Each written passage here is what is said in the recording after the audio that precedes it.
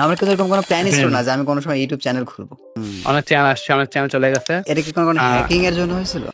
আমাদের বয়সী বা আমার থেকে কম বয়সী আছো তাদেরকে আমি পার্সোনালি বলতে চাই যে নিজের উপর ফোকাস করলে একটা ছেলে যা যা চায়, অনেস্টলি টু সে, নিজের উপর ফোকাস করলে যা যা চায় সেগুলো অটোমেটিক্যালি চলে আসে। ইয়াসিনের মাধ্যমে আসলে আমি অ্যানিমেশন সম্পর্কে জানছি। অনেক টাইপের ভিডিও বানানোর প্ল্যান আছে যেগুলো এখনো বাংলাদেশে এখনো তো বানাই নাই। ভিউজ ভিডিও যেহেতু আসছে, আমি সবচেয়ে বেশি ভিউ মানে 7 মিলিয়ন যে ভিউজ গুলো আসছে, তখন আমি আমার মানে বুকে পাথর রেখে ওই ভিডিও গুলো ডিলিট করে দিয়েছি। এখন অদ্ভুত 10,000 সাবস্ক্রাইব, আর আমার ওখানে 50,000।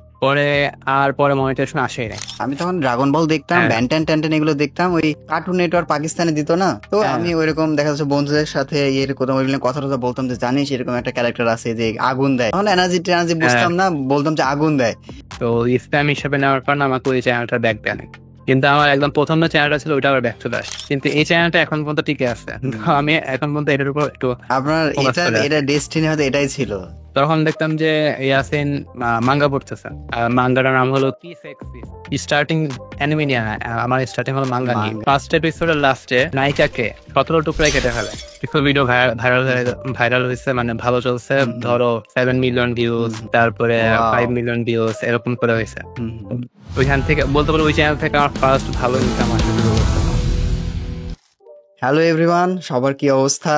আজকে আমাদের একজন স্পেশাল গেস্ট আছে। তোমরা হু নিড নো ইন্ট্রোডাকশন, তোমরা সবাই তাকে চিনো, বাংলাদেশের one of the OG YouTuber.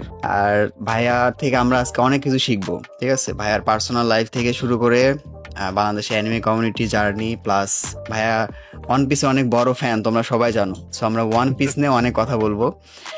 So ভাইয়া কেমন আছেন? এই তো আলহামদুলিল্লাহ ভালো আছে। তুমি কেমন আছো?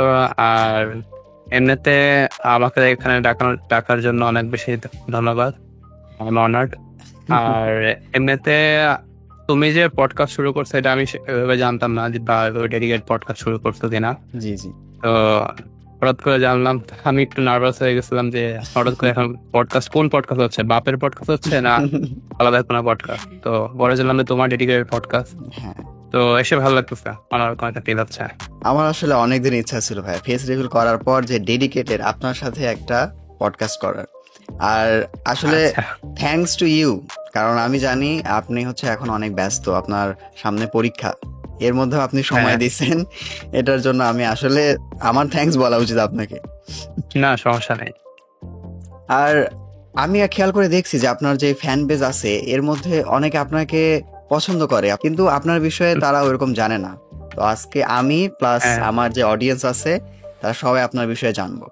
তো ভাইয়া প্রথমে আপনার কোনো ইন্ট্রোডাকশন দরকার নাই, আমরা সবাই জানি। আপনার পার্সোনাল লাইফ নিয়ে, মানে এডুকেশনাল ব্যাকগ্রাউন্ড বা ফ্যামিলি বা আপনার ফিউচারে কি করতে চান, যতটুকু বলা যায় এটা আমাকে প্লাস আমার অডিয়েন্সের সাথে একটু শেয়ার করেন। ওয়েল, এডুকেশনাল দিক দিয়ে যদি বলো তাহলে আমি এখন আমার সিএসসি তে আছি। সিএসসি পড়ছি লাস্ট ইয়ারে। তো লাস্ট ইয়ারের বলতে পারো 4-2 যেটা বলে, মানে লাস্ট সেমিস্টার। তো এই সেমিস্টারটা শেষ হলে বলতে পারো আমার ইউনিভার্সিটি লাইফ সেভাবে শেষ বলতে পারো। তো এরপরে আমার যে প্ল্যান সেটা হলো, যদি আমি ক্যারিয়ার বা ওইরকম দিক দিয়ে ভাবি বা এরপরে কি করবো, তেমনিতে তো আমাদের বিভিন্ন রকমের থিসিস বা এরকম প্রজেক্ট বা রিসার্চ পেপার এসব হয়।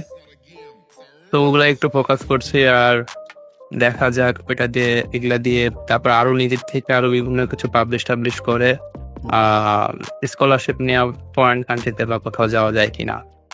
কারণ এখনকার আমি সিএসসি পড়তেছি ঠিকই, ভালো একটা সাবজেক্ট। আর সিএসসি আর বিবিএ এটা মানে জব সেক্টর আছে অনেক ভালো, অনেক জব আছে, কিন্তু আবার লোকও অনেক। ধরো তোমার যদি সিট থেকে 2টা, ধরো পরীক্ষা দিল 20,000, 2 লাখ, তাহলে এখানে সমস্যা। তো হয়তো এই আমাদের এখানে বাইরের কান্ট্রিতে ভালো সুযোগ থাকতে পারে। আর যদি বাইরের কান্ট্রিতে ওইভাবে না যাওয়া হয়, তারপরেও একটা প্ল্যান ছিল যে হয়তো আমরা আমার ফ্রেন্ডস ফ্যামিলি কোনো একটা আইটি ফার্ম টাইপের বা কোনো একটা কিছু করা যায় কিনা। তাছাড়া নর্মালি ইউটিউব তো চলতেছে, ইউটিউবের পাশাপাশি তারপরে ভাবছিলাম যে যেহেতু আমরা অ্যানিমে কন্টেন্ট ক্রিয়েটর নিয়ে একটা কথা মানে কাজ করতেছি, তো এটা নিয়ে আমার একটা প্ল্যান ছিল যে আমার অনেকদিন ধরে একটা প্ল্যান ছিল যে আমি কোনো অ্যানিমে শপ টাইপের বা কিছু করার জানি, মানে অন্যান্য জায়গায় বিভিন্ন জায়গা আছে যেখানে অনেক বেশি প্রাইস অনেক কিছু হয়ে থাকে, ধরো টি শার্ট বলো বা মোবাইলের কাভার বলো, স্টিকার বলো, পোস্টার বলো, মানে আমার ইচ্ছা ছিল আস্তে আস্তে সবকিছু ইনক্লুড করা। তো চাচ্ছিলাম যে ওইরকম কিছু একটা স্টার্ট করবো, অলরেডি অনেকটা প্ল্যানিং করা হয়েছে। তো দেখা যাক সামনে কি কোন লেগে আগাই। আমরা হয়তো আর যদি এমনিতে নর্মাল পার্সোনাল লাইফের কথা বলা হয়, পার্সোনাল লাইফে আপাতত এখন পেজ তো হয়ে গেছে, এখন মনে করো নিজের লাইফটার উপর একটু ফোকাস করতে হবে। অনেকে বলে যে আমি ইউটিউবে একটু অনেক বেশি কয়েকদিন দিয়ে ইরেগুলার হয়ে গেছি, তো এটা হলো আসলে পার্সোনাল লাইফের কারণে। পার্সোনাল লাইফে বিভিন্ন রকম প্রেশার না থাকতে তাহলে আরো বেশি ফোকাস দেওয়া যেত। হ্যাঁ, এই বিষয়টা আমি আসলে নিজের সাথে রিলেট করতে পারি, কারণ আমারও দেখা যাচ্ছে এই পড়াশোনা প্লাস এই ইউটিউব দুইটা ম্যানেজ করতে অনেক হিমশিম খেতে হয়। তা আমি বুঝতে পারি যে আসলে এই দুইটা জিনিস প্লাস ফ্যামিলি ওভারঅল সবকিছু ম্যানেজ করা কতটা কঠিন। তা অবশ্যই। যদি আমাদের বয়স যদি ধরো এখন যারা ধরো আঁকানোর যে স্টেজে আছে, ওদের যে বয়স কলেজ লেভেলে বা মনে করো স্কুল থেকে কলেজে উঠতেছে, এই টাইমে কিন্তু অনেক হিউজ অপরচুনিটি থাকে। যারা নতুন অ্যানিমি বলো বা যে কোনো সেক্টর বলো বা যে কোনো সেক্টর বলো, অনেক সময় থাকে, কিন্তু আমাদের সময় এসে আর এখন সময়টা অনেক সীমিত আর অনেক দ্রুত চলে যাচ্ছে। হ্যাঁ সেটাই, আর আমাদের এখন ক্যারিয়ার নিয়ে একটু ফোকাস হতে হবে, কারণ ফ্যামিলি থেকে অনার্স কমপ্লিট হওয়ার পর একটা চাপ আসবে, হ্যাঁ, যে ক্যারিয়ার নিয়ে। আর এখনো আসলে অ্যানিমে ইউটিউবিং যা যে একটা ক্যারিয়ার হিসেবে ফ্যামিলিকে জানানোর মতো, এটাও কিন্তু এখনো অতটা চালু হয়নি। মানে বলতে পারবো না যে আমি একটা ইউটিউবার, হয়তো বা অনেকে মানে পছন্দ করবে যে আচ্ছা ঠিক আছে ইউটিউবার, বাট অ্যানিমে ইউটিউবার এটা এখনো অতটা এস্টাবলিশ হয়নি, এটা আমার কাছে মনে হয়। এখন অ্যানিমে মানে এটা এমন একটা নিশ যেখানে আসলে কোনো ইনকামই নাই, মানে বলতে গেলে। এখন যারাই আসতেছে তারা নিজেদের প্যাশন বা ওইটা অনুযায়ী আসতেছে, কিন্তু এখান থেকে তুমি যে অনেক লাখ লাখ টাকা ইনকাম করবা, এটা স্বপ্ন এখন বর্তমানে হয়তো দেখা পসিবল না, কিন্তু হয়তো ফিউচারে ব্রাইট হবে, কারণ আস্তে আস্তে কমিউনিটি গ্রো হচ্ছে। আর আপনাকে কেন one of the OG anime content creator বলা হয়? আপনারা হচ্ছে মানে যারা অ্যানিমে ইউটিউব বাংলাদেশে শুরু করছিল, যে ফার্স্ট জেনারেশন, এর মধ্যে অনেকেই ইউটিউব ছেড়ে দিছে। দেখা যাচ্ছে আপনার সাথে ছিল বা এখন যাচ্ছে পার্ট টাইম হয়ে গেছে, বাট আপনার ক্ষেত্রে দেখা গেছে না, আপনি সেই অ্যানিমের প্যাশন থেকে এখনো ওইটা এখনো ধরে আছেন বা এখনো ভিডিও দেওয়ার চেষ্টা করেন। ওয়েল, ও যে বলে ওয়ান অফ দ্য কারণ হতে পারে, বাংলাদেশে বলতে পারো ইউটিউবে অ্যানিমে চ্যানেল আমি ফার্স্ট খুলছিলাম, হ্যাঁ, তো এটা একটা কারণ হতে পারে। তারপরে এমনিতে আরো নতুন নতুন যারা অ্যানিমে ইউটিউবার আসছিল কমিউনিটিতে, প্রায় সবাইকেই দেখা হয়েছে, আর সবার সাথে কথাবার্তা এবং অনেকের সাথে এক ধরনের কমিউনিটিও তৈরি হয়েছে। অনেক কমিউনিটি ঝরে পড়ে গেছে, আবার নতুন আরেকটা কমিউনিটি তৈরি হয়েছে। তো ওইখান থেকে মানে অনেকে যেহেতু চলে গিয়েছে, কারণ যেটা আমি আগে বললাম যে অ্যানিমে সেক্টরে আসলে ইনকাম নাই, তারপরে অনেকে আবার ভিউজও কিন্তু নাই, ভিউজ বলতে পারো। কারণ আমি যখন ফার্স্ট স্টার্ট করছিলাম তখন অনেক, ধরো আমি 1000 সাবস্ক্রাইবার যদি বলি, আমার 1000 সাবস্ক্রাইবার আনতে 2 বছর বেশি লাগছে।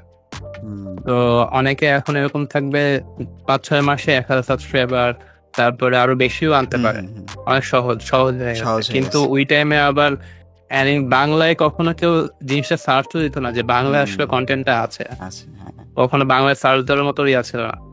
এটা আসলে সত্য। হ্যাঁ, তো তারপর থেকে ওইখান থেকে আস্তে আস্তে এই জিনিসটা ডেভেলপ হয়েছে জিনিসটা। হ্যাঁ, এটা আমিও স্বীকার করি, কারণ ওই সময় আপনাদের জন্য ভিডিও বানানোটা একটা চ্যালেঞ্জিং ছিল। প্রথমত অডিয়েন্স ছিল না, দ্বিতীয়ত ওইরকম কোনো মানে একটা ফিউচারিস্টিক ভিশন ছিল না যে আচ্ছা ভবিষ্যতে এটা হয়তো এরকম টপে যাবে, মানে কোনো শিওরিটি ছিল না, গ্যারান্টি ছিল না। আর তারপরে ইনকামের কথাটা আপনি তো বলেই দিলেন, প্লাস হচ্ছে আর কমিউনিটি। আমার কাছে মনে হয় যে এই বাংলাদেশে আপনি যেহেতু একদম প্রথম অ্যানিমে শুরু করছেন, সো আপনার এটা সবচেয়ে ভালো জানার কথা যে তখন থেকে অ্যানিমে পপুলারই আসলে যে অ্যানিমে ইউটিউবের এই হাতটা আসছে হচ্ছে আপনি, ইয়াসিন ভাই, আরো অনেকে ছিল ওদের হাত ধরে আর কি। তো তারপরে যে আমরা ধীরে ধীরে আমি আসছি, হিসাম ভাই আসছে, আকানু, টিজে, এরা আসছে আর কি। মানে ফেস ক্যামের বিষয়টা যদি ধরা হয়, স্পেশালি ফেস ক্যামে। আচ্ছা, তো এই জন্য আর কি আপনার একটা ট্যাগ লাইন পড়ে গেছে যে ওজি কন্টেন্ট ক্রিয়েটর। আর আপনি আরো একটা বিষয়ের জন্য কিন্তু অ্যানিমে কমিউনিটিতে ফেমাস। কি সেটা? সেটা হলো আপনার পেশেন্সের জন্য, ধৈর্য। ঠিক আছে, হতে পারে। মানে এটা আমি হচ্ছে আকানোর সাথে কথা বলছি, ও এটা স্বীকার করছে যে হ্যাঁ, আমি ওকে জিজ্ঞেস করছিলাম যে ফেরদৌস ভাইয়ের কোন বিষয়টা তোমার ভালো লাগে, তো বলছে যে ফেরদৌস ভাই পেশেন্স। মানে আপনি যে ঘন ঘন ভিডিও দেন কনসিস্টেন্সি ব্যস্ত থাকার পরেও, তারপরে এই যে একটা ভিডিও মানে যে 2 ঘন্টা 6 ঘন্টা একটা মানে স্টোরি এক্সপ্লেন করা, তারপরে সবকিছু ম্যানেজ করে করা, তো এটা আর কি অনেক ধৈর্য লাগে। বিশেষ করে আমি তো 10-15 মিনিট ভিডিও এডিট করতে অবস্থা খারাপ হয়ে যায়, মানে কথা বলতে আর কি। সেখানে আপনি দেখা যাচ্ছে ঘন্টার পর ঘন্টা ভিডিও বানাচ্ছেন। ওয়েল, বড় ভিডিওর ক্ষেত্রে আসলে মানে বাংলাদেশে অনেক বেশি মনে করো ডিউরেশন দিয়ে হুম হুম একটা বড় টাইপের ভিডিও যদি মানে তুমি যে শর্টকাটে একটা ভিডিও দাও, অনেক হুম, ধরনের অডিয়েন্স আছে শর্টকাটে অনেক কিছু দেখতে পছন্দ করে, আবার অনেক হ্যাঁ, অডিয়েন্স আছে একটা জিনিস সম্পর্কে একটু ভালো করে জানতে চায়। হুম হুম তো শর্টকাটে তো প্রায় সবাই বানায়। আমিও অনেক শর্টকাটের বিভিন্ন রিভিউ ৫ মিনিটের, ৪ মিনিটের, ১০ মিনিটের এরকম রিভিউ আছে। হুম হুম, তারপরে আবার মনে করো বিভিন্ন কিছু এক্সপ্লেনের ক্ষেত্রে আরো অনেক বেশি বড় টাইম নিয়েও এক্সপ্লেন করা হয়েছে। তো জানি বেশি বড় করে এক্সপ্লেন করার কারণ হুম, হলো জানি আসলে মানুষ ওই জিনিসের সম্পর্কে ভালো মতো প্রপারলি বুঝতে পারে। যেরকম আমি অ্যাটাক অন টাইটানের অরিজিন, হুম, তারপরে লিভাইয়ের স্টোরি, হ্যাঁ, তারপর আরো বিভিন্ন রকমের টাইপের ভিডিও বানিয়েছে, জানি ওরা বিস্তারিত ওটা সম্পর্কে জানতে পারে। হ্যাঁ, ধৈর্য ধরে আসলে বানানো লাগে, কারণ মানুষের আসলে বিভিন্ন রকমের টেস্ট থাকতে পারে। হুম তো যেরকম আমরা ধরো পডকাস্ট হুম হুম এর কথা বলতেছি, পডকাস্ট আমাদের এত 2 ঘন্টা 3 ঘন্টা ভিডিও মানুষ হুম হুম, কেন দেখবে? হ্যাঁ, কারণ এখন নর্মালি মানুষ যেহেতু যদি ছোট ভিডিও হয় তাহলে ওইটা অনেক দ্রুত সবকিছু হুম হুম, কভার করতে পারে, সবকিছু হ্যাঁ, সম্পর্কে জানতে পারে। কিন্তু অনেক লোক আছে যারা লঙ্গার ভিডিও দেখতে পছন্দ করে। হ্যাঁ, তাদের বোরিং টাইমে কোনো একটা জিনিস ছেড়ে দিল, হুম হুম, আর পরে সে শুনতে থাকলো, ওটা সম্পর্কে জানতে পারলো। তো পডকাস্ট জিনিসটা এরকম। আর যদি বলা হয় রিসেন্টলি ৪-৫টা পডকাস্ট মানে আমারই এডিট করা হচ্ছে, মানে আঁকানোর হুম একটু হুম, ঝামেলা হচ্ছে, তো ওই ২ ঘন্টার ভিডিও গুলো আমারই এডিট করা হচ্ছে। বাট এমনিতে যদি বলো আহ যে বড় বড় ভিডিওর মধ্যে আমার সবচেয়ে বড় ভিডিও গুলোর মধ্যে একটা হলো নারুতোর ভিডিও। হ্যাঁ, হ্যাঁ, তারপর আরো একটা আছে 912 ফক্সের কুরামার ভিডিও। হ্যাঁ, তারপরে ওয়ান পিসের ভিডিও বানাচ্ছিলাম, তো পরে ওগুলা যে কয়টা বানিয়েছে আর্ক গুলা ওইটা কম্পাইল করে 6.5 ঘন্টার একটা ভিডিও হ্যাঁ, দিয়েছে। হ্যাঁ, ওটা হ্যাঁ, এখন আমি ওটা এক্সপেক্ট করছিলাম না যে ওইটা মানুষ দেখবে, কারণ আমি অলরেডি 1 থেকে 6 পর্যন্ত পার্ট বানাইছি। হুম তো হুম, অলরেডি তো অনেক মানুষ দেখছে ওইটা। হ্যাঁ, হ্যাঁ, কিন্তু আবার সেই একই জিনিস কিন্তু 6.5 ঘন্টা ধরে ওইটা মানুষকে দেখবে। কিন্তু আমার এক্সপেকটেশন হলো যে ওইটা আসলে মানুষ আসলে ভালো মতো দেখছে আর হুম এনজয় হুম, করতেছে। হ্যাঁ, মানে এক ধরনের মুভি টাইপের বা একটা। এখন অনেকে হয়তো বলতে পারে এক্সপ্লেনেশন এর ব্যাপারে যে এক্সপ্লেনেশন হয়তো মানে ওইভাবে ভালো মতো নাও নিতে পারে। হুম হুম, কিন্তু জিনিসটা হলো কি, অনেকে র‍্যান্ডম অ্যানিমেশনের সাথে কম্পেয়ার করে। হ্যাঁ, ধরো মাঝে, মাঝে আমিই বলি। হুম হুম, কিন্তু এইখানে জিনিসটা হলো আ অ্যানিমেশন দেয়া মানে এক্সপ্লেন আসলে তখনই দেখা উচিত যখন তুমি আসলে অ্যাকচুয়াল অ্যানিমেটা দেখছো। অ্যাকচুয়াল হ্যাঁ, অ্যানিমেটা যখন তুমি দেখবা তারপর তুমি ওইটা যদি না বুঝে থাকো হুম হুম, এবং ওইটা যদি কোনো একটা রিক্যাপ চাও, হ্যাঁ, হ্যাঁ, তারপরে ভালো মতো একটা স্টোরিটা হ্যাঁ, আন্ডারস্ট্যান্ডিং চাও, তাহলে হয়তো তুমি পরবর্তীতে তুমি এটা দেখতে পারো। কিন্তু অ্যাকচুয়াল মজাটা ফিল নেওয়ার জন্য আগে অ্যানিমেটা দেখতে অ্যানিমেটা হবে। দেখতে হবে। হুম, এজন্য আমি আমার প্রত্যেক ভিডিওতে আমি এটাও বলি যে আগে হ্যাঁ, আসলে ওয়ান পিসের হ্যাঁ, ভিডিও বানাচ্ছি, কেউ যদি তুমি একবার ওয়ান পিসের ভিডিও আগে ওয়ান পিস হ্যাঁ, দেখো। হ্যাঁ, ভিডিওর শুরুতে একটা ডিসক্লেমার থাকে, আমি এটা দেখছি হ্যাঁ, আপনার আমি ভিডিওতে। এমনি বলেও দেই। তো এমনিতে বড় ভিডিও বানাতে এখন বলতে পারো যে আমার ধৈর্য কিভাবে আসে? ধৈর্য আসলে হুম, হলো অডিয়েন্সের কাছ থেকে আসলে। হ্যাঁ, অডিয়েন্স আসলে কমেন্টস করে বলে হুম যে, হুম, "ভাই কন্টিনিউ করেন, বানান।" তো হুম ওইখান হুম, থেকে আসলে আসে। এখন মানুষ যদি চায় তাহলে তো হ্যাঁ, মানে অবভিয়াসলি, না চাইতেও আসলে বানানো হ্যাঁ। লাগে। তাছাড়াও এটাই হলো মেইন এটা আমি মনে জিনিসটা করি ব্যাপার। যে স্পেশালি এই অ্যানিমের উপর আপনার একটা আলাদা প্যাশন আছে। তাছাড়া এত ধৈর্য নিয়ে ভাই এত বড় ভিডিও বানানো আসলে সম্ভব না। এটা আমি মনে করি, আমার পার্সোনাল হ্যাঁ, অপিনিয়ন আরকি। ওয়েল এডিটিং এর টাইমে আবার স্ক্রিপ্টিং এর টাইমে হুম, হুম। ধৈর্য লাগে। কিন্তু হ্যাঁ। ইদানিং আমি স্ক্রিপ্ট করা বাদ দিচ্ছি। এই যে ওয়ান ও পিসের যে ভিডিওগুলো বানাই আমি একটা হ্যাঁ, হ্যাঁ। স্ক্রিপ্ট করা না। ও এটা আচ্ছা। আসলে আমি ১ম ওয়ান পিসের এপিসোডটা দেখি ফুল। হুম। মানে আমি তো অলরেডি ওয়ান পিস দেখছি, কিন্তু আমার হ্যাঁ, আবার ওয়ান পিস এপিসোড ফুল দেখা হয় হুম, হুম, ভিডিও বানানোর সময়। তারপর আমার মানে একটা ফুল নলেজ এসে যায় যে এটার হুম, মধ্যে হুম, এই এপিসোডে অ্যাকচুয়ালি কি হয়েছে। হ্যাঁ, তো পরবর্তীতে আমি পাশে আবার ওয়ান পিস এপিসোডটা লিখে দিই হুম, হুম, সাউন্ড কমাই দিয়া। তো এখানে আহ, সিন চলতে হুম, থাকে, হুম, হুম, আর আমি তো জানি এই সিনে কি হয়েছে, হুম, কারণ হুম, আমি যদি বাই চান্স ভুলে যাই, হুম, জেনে হুম, ভুলে যাই না যায়, আহ, তো এই জন্য আমি পাশে ভিডিওটা চলতে থাকে, সাউন্ড কমানো থাকে, হুম, হুম, আর আমি ওই অনুযায়ী বলতে থাকি। তো এখান আহ, থেকে আমার স্ক্রিপ্টিং এর টাইমটা বেঁচে গেছে। হ্যাঁ, এটা কিন্তু তো একটা বিভিন্ন ভালো স্টোরি ছোটখাটো টেলিং, ট্রিক। এখানে কোনো কিছু ডিটেলস হ্যাঁ। বাদ দেওয়ারও সুযোগ নাই, আবার ভিডিওটাও আপনার হুম। কম সময়ের মধ্যে হয়ে যাচ্ছে। হুম, হ্যাঁ, মানে এখানে আমার স্ক্রিপ্ট করতে অনেক টাইম লাগে। হুম, আমি আগে স্ক্রিপ্ট করতাম, মানে স্ক্রিপ্ট করতে আমার 2-3 দিন লেগে যেত। হ্যাঁ, তো এইটার কারণে ওই ঝামেলা হইতো, যেমন নারুতোর ভিডিও স্ক্রিপ্ট করা, হুম, তারপরে ইয়ার ভিডিও, কুরামা, নাইনটেল ফক্সের ভিডিও, হুম, হুম। ওগুলাও স্ক্রিপ্ট করা। কিন্তু ওইটাতে আবার অনেক টাইম টাইম গেছে। তবে ওই ভিডিওগুলোর আপনি যে পিছনে যে হার্ড ওয়ার্ক গুলো দিছেন, এটা কিন্তু আসলে worth it, ঠিক আছে? মানে আমার কাছে মনে ওয়েল, হয় বাংলাদেশের হার্ড ওয়ার্কের কথা বললে ওই ভিডিওগুলো আমার মোবাইল এডিট করা। ও ভাই, ওই টাইমে আমার পিসি ঝামেলা ছিল। হুম, হুম, তো তখন মানে আবার ফার্স্ট ফার্স্ট টাইম মোবাইল থেকে এডিট করা শুরু করছে। হুম, হুম, তখন মানে মানে বাংলাদেশে মানে মানুষের যখন ফার্স্ট ইউটিউবে ঢুকে, হুম, হুম, যখন ধরো পিসি নাই, কিছু নাই, হ্যাঁ, মানুষের প্রথম বন্ধু থাকে কাইন মাস্টার, হ্যাঁ, বা ক্যাপকাট। ক্যাপকাট, হ্যাঁ, তো এখান থেকে আসলে এডিটিং করা শুরু করে। তা আমিও এরকম সেম ছিলাম। তো ওইখান থেকে এডিট করতাম, বাট ওইটাতে প্রত্যেকটা জিনিস কাট করতে, তারপর ইয়া করতে অনেক সময় এবং হুম, অনেক ধৈর্য লাগতো। হ্যাঁ, তো এটাতে একটু প্যারা খাওয়া লাগছে, কিন্তু এখন একটু আগের থেকে ফাস্ট করা যায় এই পিসির কারণে। হ্যাঁ। তবে আপনি যেভাবে বললেন না যে সামনে একটা মানে ওই মিউট করে দেখে দেখে, ওটা কিন্তু এখন হ্যাঁ, আপনার যেহেতু অভ্যাস আছে, এক্সপিরিয়েন্স আছে, তো আপনার জন্য এটা হ্যাঁ, সহজ। অন্য কেউ যদি এটা ফলো করতে যায়, সেক্ষেত্রে তার আবার হবে না, আর কিন্তু ঘুরাই ফিরাই হ্যাঁ। স্ক্রিপ্টের দিকে যাইতে হবে। এটা আসলে হালকা প্র্যাকটিস লাগবে। হ্যাঁ, মানে হ্যাঁ, তোমার ধরো আমার প্রথমে আমি একদম ফুল এপিসোড ধরে আমি করতে পারি নাই। হুম, মানে প্রথমে আমার এরকম হয়েছে, আমি তো নারুতোর বিষয়টা কিন্তু আলাদা। হুম, হুম, নারুতোর বিষয়ে কিন্তু আমি পুরা 720 এপিসোড পাই টু পাই স্টোরি বলি নাই। নারুতোর ক্ষেত্রে আমি নারুতোর যে একটা পিডিয়া আছে না, হুম, হুম, ওয়ান পিসে মানে ফ্যান্ডম যেটা আছে, হ্যাঁ, তো হ্যাঁ, ওইখানে ইংলিশে স্ক্রিপ্ট আছে। তো হুম, হুম, ওইখান থেকে আমি করেছিলাম। ও, তো আর এমনিতে যে ওয়ান পিসের গুলা, এটা তো হুম, যেহেতু আমি একটু ডিটেলস এক্সপ্লেন হুম, করতে হুম, যাচ্ছিলাম, যেন মানুষ আরো ভালো মতো বুঝতে পারে। হ্যাঁ, তো এটার ক্ষেত্রে আমি প্রথমে ওই যে একটা ফার্স্ট হাফ হওয়ার পর একটা ব্রেক দেয় না, হুম, হুম, হুম, একটা অ্যানিমেশন সিন হ্যাঁ, দেয়। অ্যানিমেশন তো সিন আমি দেয়। প্রথম ফার্স্ট হাফ দেখে তারপরে বলতাম, পরে আবার ফার্স্ট হাফ দেখে তারপর বলতাম। প্রথম ও, থেকে আমি এভাবে করা ও, শুরু হয়েছে। আচ্ছা, তো আচ্ছা, পরে আস্তে আস্তে টাইমটা বাড়ায়। হুম, আর এমনিতে যে অনেকে আবার বলে যে মানে মানে আমি যদি মানে এটার কারণে আমি যদি এখন ভিডিও এডিটিং আর ইয়ার কারণে মানে স্ক্রিপ্ট যেহেতু টাইম বেঁচে গেছে, হুম, আমার হুম, নারুতোর মনে করো এক ঘন্টার ভিডিও বানাইতে আমার 2 বা 3 দিন লাগবে। হুম, বুঝতে পারছি। আমি রিসেন্টলি একটা ভিডিওতে ভাবছিলাম যে কাজ করব, ঠিক আছে, যে মানে স্টোরি না, হিস্ট্রি, নারুতো অ্যানিমের হ্যাঁ। হিস্ট্রি, যেটা হচ্ছে পুরোটা আর কি, হয়তো 15 থেকে 20 মিনিট বা 25 মিনিটের মধ্যে কনভার্ট করার।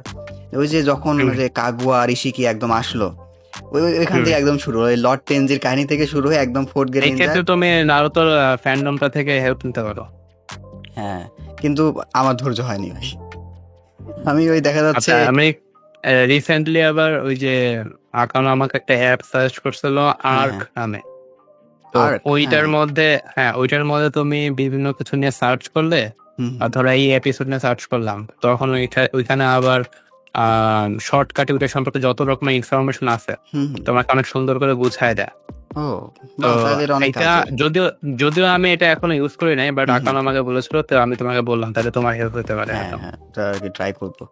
আমি ওই 15-20 মিনিটের ভিডিও আমি কিন্তু অনেক কষ্টে রেকর্ড করছি। ওই দেখা যাচ্ছে আমি তো নারুতো হুম, প্রায় অলমোস্ট বলা যায় সবকিছু মুখস্থই। তো ওই নিজের হুম, মতো করে প্লাস ওই কিছু একটা ভিডিও দেখে আমি হচ্ছে ওই আহ, ইয়ে আছে না, ওই যে আপনি যদি চ্যাট জিপিটিকে বলেন ও একটা ইয়ে দেখে দেয়, ইন্ট্রো লিখে দেয়, আমি আসলে বুঝলাম যে হ্যাঁ, ইন্ট্রো কিভাবে শুরু করব। তো ওই আমি চ্যাট জিপিটি একটু ইন্ট্রো ধারণা নিলাম আর নিজের মতো করে চেষ্টা করলাম, অনেক কষ্টে রেকর্ড করলাম, কিন্তু ওই যখন আমি অডিও এডিট করতে যাই, ঠিক আছে, আপনি জানেন যে অটো কাট আছে, তো ওইটাতে আমি এত মিস্টেক করছি, মানে বলতে গিয়ে যেহেতু অনেক বড়, সো দেখা যাচ্ছে অটো কাটও ঠিকঠাক ভাবে একদম কারেক্ট করতে পারিনি। ওই দেখা যাচ্ছে যে 2-3টা ওয়ার্ড অনেক মিসম্যাচড হয়েছে। তো পরে দেখা যাচ্ছে আমাকে পরে আবার ওই কাস্টমাইজ করে কাট করতে হচ্ছে। ওইটা আমার এত বিরক্ত লাগছে, আমি ভিডিও বানানো বাদ দিছি। তারপর থেকে আমার মাথায় আসলো যে এই রকম ভাবে আপনি 1-1.5 ঘন্টার ভিডিও বানাইছি। ওয়েল, অটোকাটের কথা যদি বলো তাহলে অটোকাট বেশি দিন ধরে আমি ইউজ করি নাই, বলা যায় এই গত বছর ধরে অটোকাটটা ইউজ করি। মানে অটোকাট যেটাকে আমি প্রথমে সাইলেন্স ডিটেকশন বলতাম, কারণ হলো তোমার মানে আমি যে আগের ভিডিও ধরো নারুতো বা অন্যান্য যে ভিডিও গুলো এগুলা সবগুলো ম্যানুয়ালি আমার সব কাট করা ম্যানুয়ালিতে। কিন্তু তোমার এই যে ফার্স্ট যখন আমি পিসিতে শিফট হওয়ার পর আমি ফিল্মোরালে এডিট করে স্টার্ট করেছিলাম, যেটা ম্যাক্সিমাম মানে ইউটিউবাররা বা ভিডিওরা একদম বেসিক এডিটিং এর জন্য করে। তো ওইখানে একটা ফিচার ছিল, ওটা হলো সাইলেন্স ডিটেকশন। ওইটা বিল্ট-ইনই আছে। তো ওইটার মধ্যে দিলে তোমার ডাইরেক্ট তোমার যত স্পেস গুলো আছে, মানে যখন তুমি সাইলেন্স ছিলে ওগুলো শুধু কেটে দেয়, রিমুভ করে দেয়, আর বাকি সব থাকে এবং কাট করেও দেয়। তো ওইটা থেকে আমার ভালোই সুবিধা হয়েছিল। কিন্তু পরবর্তীতে প্রিমিয়ার প্রোতে শিফট করলাম, কিন্তু প্রিমিয়ার প্রোতে আবার এই জিনিসটা নাই। তো ওইটার জন্য আমাকে পেইড প্লাগইন ইউজ করা লাগে। হ্যাঁ, টিজেকে হচ্ছে আমি আর আকানো মিলে একটু মোটিভেশন দিচ্ছিলাম যে ওয়ান পিস নিয়ে ভিডিও বানাও, এটা করো। তোর মধ্যে আকানো তখন আমার সাথে এই পাইথনের এটা ইন্ট্রোডিউস করাইছিল। আকানো বলছিল যে এরকম ভাবে এ করা যায়। তো আমি ভাবলাম যে এটা ট্রাই করে দেখি। তো পরে আমি একটা ইউটিউব ভিডিও টিউটোরিয়াল দেখে ওই পাইথন সম্পর্কে জানলাম। মাঝখানে সমস্যা হয়েছিল, আকানো আবার ওটা ঠিক করে দিছে। তো এখন ওইটাই আর কি কাজ করছে। আমি লাস্ট যে 2-3টা ফেস ক্যাম ভিডিও ওইটা দিয়ে আর কি কাজ করা। সো ওইটা আসলে অনেক হেল্প হয়েছে। এবার ভাই আমরা আপনার ইউটিউব জার্নি সম্পর্কে একটু, আপনি তো একদম প্রায় এমন কোনো ক্যাটাগরি নাই হয়তো যেখানে ভিডিও বানানো একটু দেননি, তো এটা আমাদের বলা যায়। তো আপনার ইউটিউব জার্নিটা একদম শুরু থেকে আমাদের সাথে একটু শেয়ার করেন। ওয়েল, এটা তো অনেক দিনের কথা। তো ফার্স্টে যদি বলা যায় তাহলে আমি যখন স্কুলে তখন আমি আসলে ধরো যদি ক্লাস 8ও বলবো, আমি ক্লাস 7-8 পর্যন্ত আমি ইউটিউব সম্পর্কে কোনো ধারণা ছিল না। আমি ইউটিউবে কোনো ভিডিও দেখতাম না, আমি জানতাম যে এরকম একটা সুন্দর একটা জিনিস আছে, তো যেখানে বিভিন্ন কিছু শেখা যায়, বিভিন্ন ভিডিও আছে, অনেকে বিভিন্ন কিছু ভিডিও বানায় ছাড়ে। তো আমি স্কুলে যখন ক্লাস 9-এ মনে করি, তখন অনেক ফ্রেন্ডসরা বলতেছিল যে আমরা ইউটিউব চ্যানেল খুলি। তখন সালমান মুক্তাদিরকে দেখে অনেক বেশি ইন্সপায়ার্ড, ঢাকা গাইস। তো তখন তো পরবর্তীতে বললো যে এরকম করলে আমরা ইনকাম করতে পারবো, টাকা পয়সা আসবে অনেক। তো পরবর্তীতে ওরা একটা চ্যানেল খুললো, চ্যানেলের নাম হলো ম্যাট টিউবার্স। তো এখানে ওরা বিভিন্ন রকমের শর্ট ফিল্ম টাইপের দেওয়া শুরু করলো। তো আমিও হয়তো 1-2টায় ছিলাম, কিন্তু তোমার ওরা বলছিল যে এভাবে ইনকাম করা যায়। তো এখান থেকে আমার মাথায় ঢুকছে ইউটিউব থেকে কিছু একটা হয়তো করা যায়। কিন্তু পরবর্তীতে মানে এখন আমি পরে ইউটিউব দেখা শুরু করলাম। ইউটিউবে দেখি যে এখন মানে বাংলাদেশি যতগুলো আছে ম্যাক্সিমাম, মানে তখন যারা ইউটিউবে ঢুকতো, ইউটিউব মানেই হলো ফানি ভিডিও, সবাই সাথে ফানি ভিডিও বানাতাম। তো এখন আমি বললাম ফানি ভিডিও ছাড়া কার কিছু বানানো যায় না। তখন আমার ফার্স্ট আমি একটু গেম খেলতে ভালোবাসতাম, ক্ল্যাশ অফ ক্ল্যান, তো ওইগুলা অনেক ভালোই ছিল। তারপর আরো অন্যান্য টাইপের বিভিন্ন যে গেম ছিল। তো ফার্স্টে আমি ভাবলাম যে গেমিং নিয়ে কিছু করা যায় কিনা। তো পরবর্তীতে আমি একটা গেম চ্যানেল খুললাম, চ্যানেলের নাম হলো #PCGamer। তো ওইখানে আমি ফার্স্ট চ্যানেল ম্যাট টিউবার্স ছিল ফ্রেন্ডসদের। আচ্ছা। তো ওইটা সম্পর্কে ওরা আমাকে খালি এটুকু জানাইছে যে ইউটিউবে ইনকাম করা যায়, আর ইউটিউবে থেকে মানে এরকম ভিডিও ছাড়া যায়, মানে ইউটিউবের পরিচয়টা ওই চ্যানেলের মাধ্যমে হয়েছিল। তো পরবর্তীতে পিসি গেমের জন্য ইয়া করলাম। কিন্তু পরবর্তীতে আমি ক্ল্যাশ অফ ক্ল্যান, তারপর আরো GTA 5 টাইপের, তারপরে কল অফ ডিউটি, এইগুলো টাইপেরও ছোট ছোট দেওয়া ট্রাই করছিলাম। কিন্তু পরে ভাবলাম যেহেতু #PCGamer, তো পিসি রিলেটেড কিছু ইয়া করে। তখন আমি আবার ফরেন কান্ট্রি বিভিন্ন পিসি বিল্ড বা ওরকম টাইপের ভিডিও দেখতাম। তো বাংলাদেশে অনেক তেমন একটা ইয়াদ ছিল না, তো ভাবলাম যে আমি পিসি বিল্ড টাইপের কিছু ভিডিও দিই। আচ্ছা আচ্ছা। তো তখন আমার কাছে পিসি বিল্ড টাইপের ভিডিও, কিন্তু আমি পিসিতেই স্ক্রিনশট মানে যে ভিডিও দেখাবো আমি স্ক্রিন রেকর্ড করতেছি মোবাইলে। মোবাইলে আমি ওয়েবসাইট দেখাচ্ছি যে এখানে এই পার্টস আছে, এই পার্টসের এত দাম, এগুলো আমরা একসাথে একত্রিত করে একটা ভালো পিসি বানাতে পারি। আমি এভাবে রেকমেন্ড করছিলাম। তো এটা হলো রিয়েল। এটা হলো পিসি থেকে। তো বেশ কিছু পিসি বিলও দিয়েছিলাম। তো এখন পিসি বিল দেওয়ার পরে তারপরে আবার শুরু হলো মার্ভেলের রাইজিং সুপার হিরো, ঠিক আছে। এখন আমি তখন ইউটিউবে থেকে টাকা ইনকাম করা যায়, কিন্তু আমি এটা জানতাম না যে একটা নিশের উপর ক্যাটাগরিতে কাজ করা লাগে। হ্যাঁ, তো পরবর্তীতে আমি ওই চ্যানেলের মধ্যেই নামটা চেঞ্জ করে দিই। নাম চেঞ্জ করে দিল সুপার হিরো নার্ড ক্লাব। তো এটা দেওয়ার পরেও আমি সুপার হিরো রিলেটেড অনেক ভিডিও দেওয়া স্টার্ট করি। পরে আবার ইয়াসিনের চ্যানেল ভিডিও দেওয়া স্টার্ট করি, দিছি কিছু। তারপরে আমি প্রায় 40টার মতো ভিডিও দিছি, 40-50টার মতো ভিডিও দিছি সুপার হিরো নিয়ে, বিভিন্ন রকমের, কিন্তু বিভিন্ন নিউজ, তারপরে বিভিন্ন স্টোরি, অরিজিন স্টোরি বা এইসব টাইপের নিয়ে। কিন্তু তখন তো আবার কপিরাইট সম্পর্কে অনেক কিছু জানতাম না। আবার তখন আবার মনিটাইজেশন একদম ওপেন ছিল, ভিডিও ছাড়লেই টাকা। তখন যদি আমি একটু বেশি ফোকাস করতাম তাহলে হয়তো অনেক ইনকাম করে। তখন আবার ভালো টাকাও আসতো। আমি অল্প, তেমন কিছু ভিউসও হয় না আমার, কত $1 মতো হয়ে গেছে। আচ্ছা আচ্ছা। তো তোমার বড় জোর 1000 ভিউস হবে না, তাও $1 এরকম। তো তোমার কি বলে, আমি পরবর্তী দেওয়া শুরু করলাম মার্ভেলের বিভিন্ন ভিডিও, কিন্তু কপিরাইট সম্পর্কে যেহেতু জানতাম না, বিভিন্ন কপিরাইট, তারপরে ভায়োলেন্স বা এরকম হ্যান ত্যান এসে ওরা আমার পুরো চ্যানেলটা হঠাৎ করে টার্মিনেট হয়ে গেছে। এখান থেকে হলো আমার একটা ডাউন ফল। তো ওই চ্যানেলের সাবস্ক্রাইবার তখন কেমন ছিল? না, সাবস্ক্রাইবার তখন অনেক বেশি ছিল না, 500-600 হয়েছিল মনে হয় তখন, মানে একদম প্রথম তখনকার হিসাবে তো এটা অনেক। এটা কি সালটা কেমন হবে?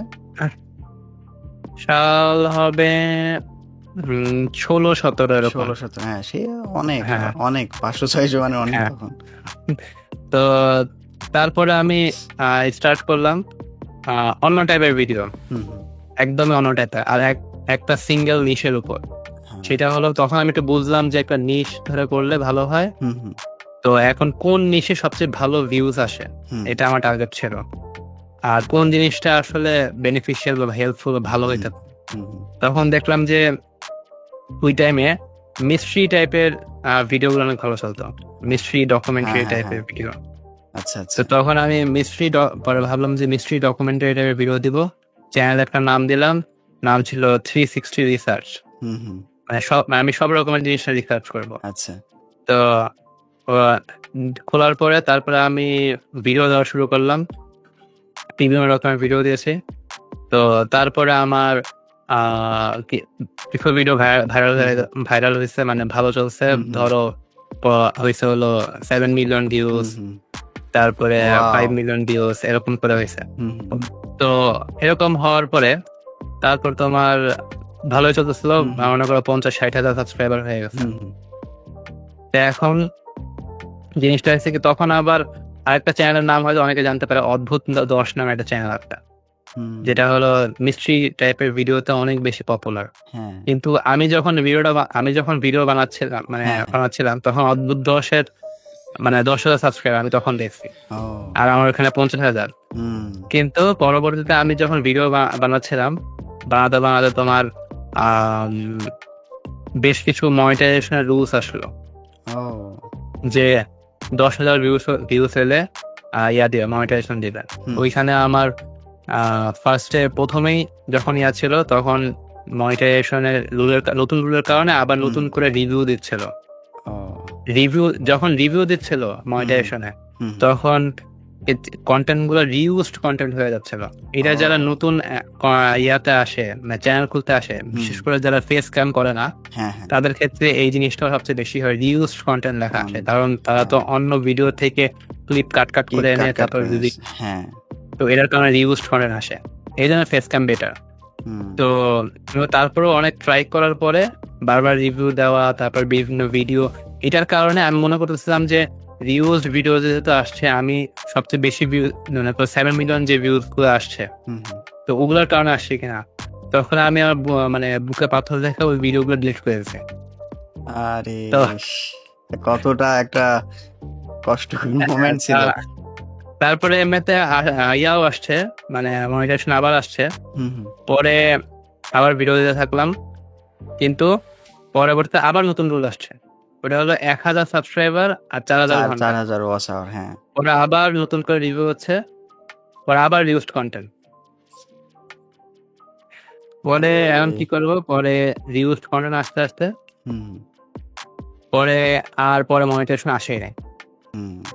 ওই চ্যানেলটা আমার মনে হয় এখনো পড়ে আছে, আমি ওইখানে পরে সব ভিডিও ডিলিট করে দিয়েছিলাম। তো তারপর ইয়া আসে নাই। তো পরবর্তীতে কিন্তু ওইটা থেকে আবার ইনকাম ভালো হয়েছে।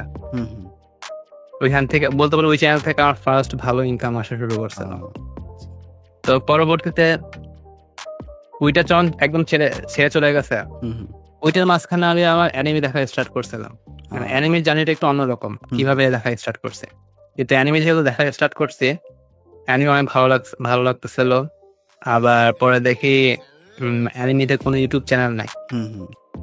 মনে করো আমি বিভিন্ন যখন অ্যানিমে নিয়ে সার্চ করবো, মানে নতুন কোনো অ্যানিমে, কি অ্যানিমে বের হবে বা জানার সম্পর্কে তোমার রেকমেন্ডেশন টাইপের, তো তখন ইয়া করলে কোনো অ্যানিমে নিয়ে কোনো ইয়া নাই, চ্যানেল নাই।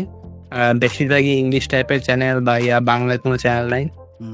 তো পরে ততক্ষণে আমার প্রায় 300-400 অ্যানিমি বা 500 অ্যানিমি, কত আমার ঠিকঠাক খেয়াল নাই, কিন্তু অনেক অ্যানিমে দেখা হয়েছে।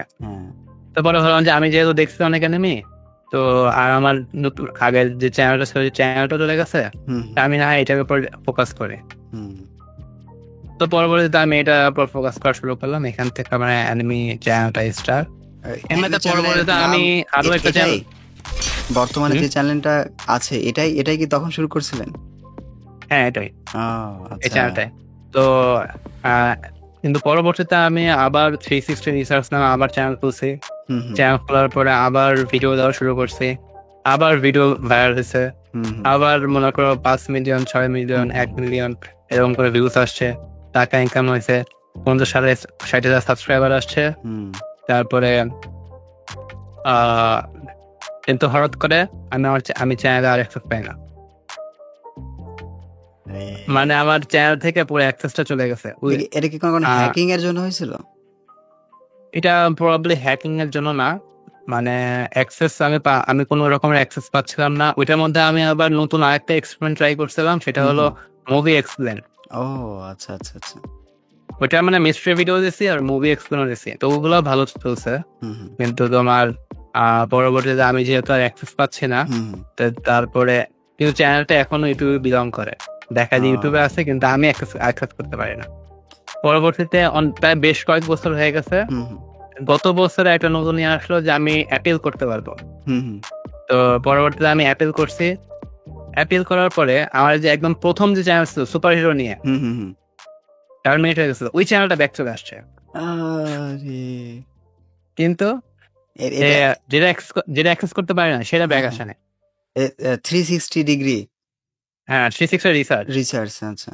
হ্যাঁ, ওইটার নাম আমি চেঞ্জ করে রাখছিলাম লাস্টের দিকে, যখন আমি অ্যাক্সেস করার আগে চেঞ্জ করছিলাম। ওইটার নাম রাখছিলাম, যেহেতু মুভি এক্সপ্লেন দিচ্ছিলাম, বাংলা ব্লকবাস্টার এরকম টাইপের একটা দিচ্ছিলাম, মানে সিনেমা টাইপের ভাইব জেনে আসে। কিন্তু পরবর্তীতে আর ওটা অ্যাক্সেস হয় নাই। পরবর্তীতে ওইখানে রিজন আসলো, ওইটা দিয়ে নাকি আমার স্প্যাম করা হয়েছে। মানে হয়তো বিভিন্ন ফেসবুকে বা বিভিন্ন লিঙ্ক টিঙ্ক শেয়ার করা হয়েছে, তো যার কারণে এটা স্প্যাম হিসাবে হয়েছে।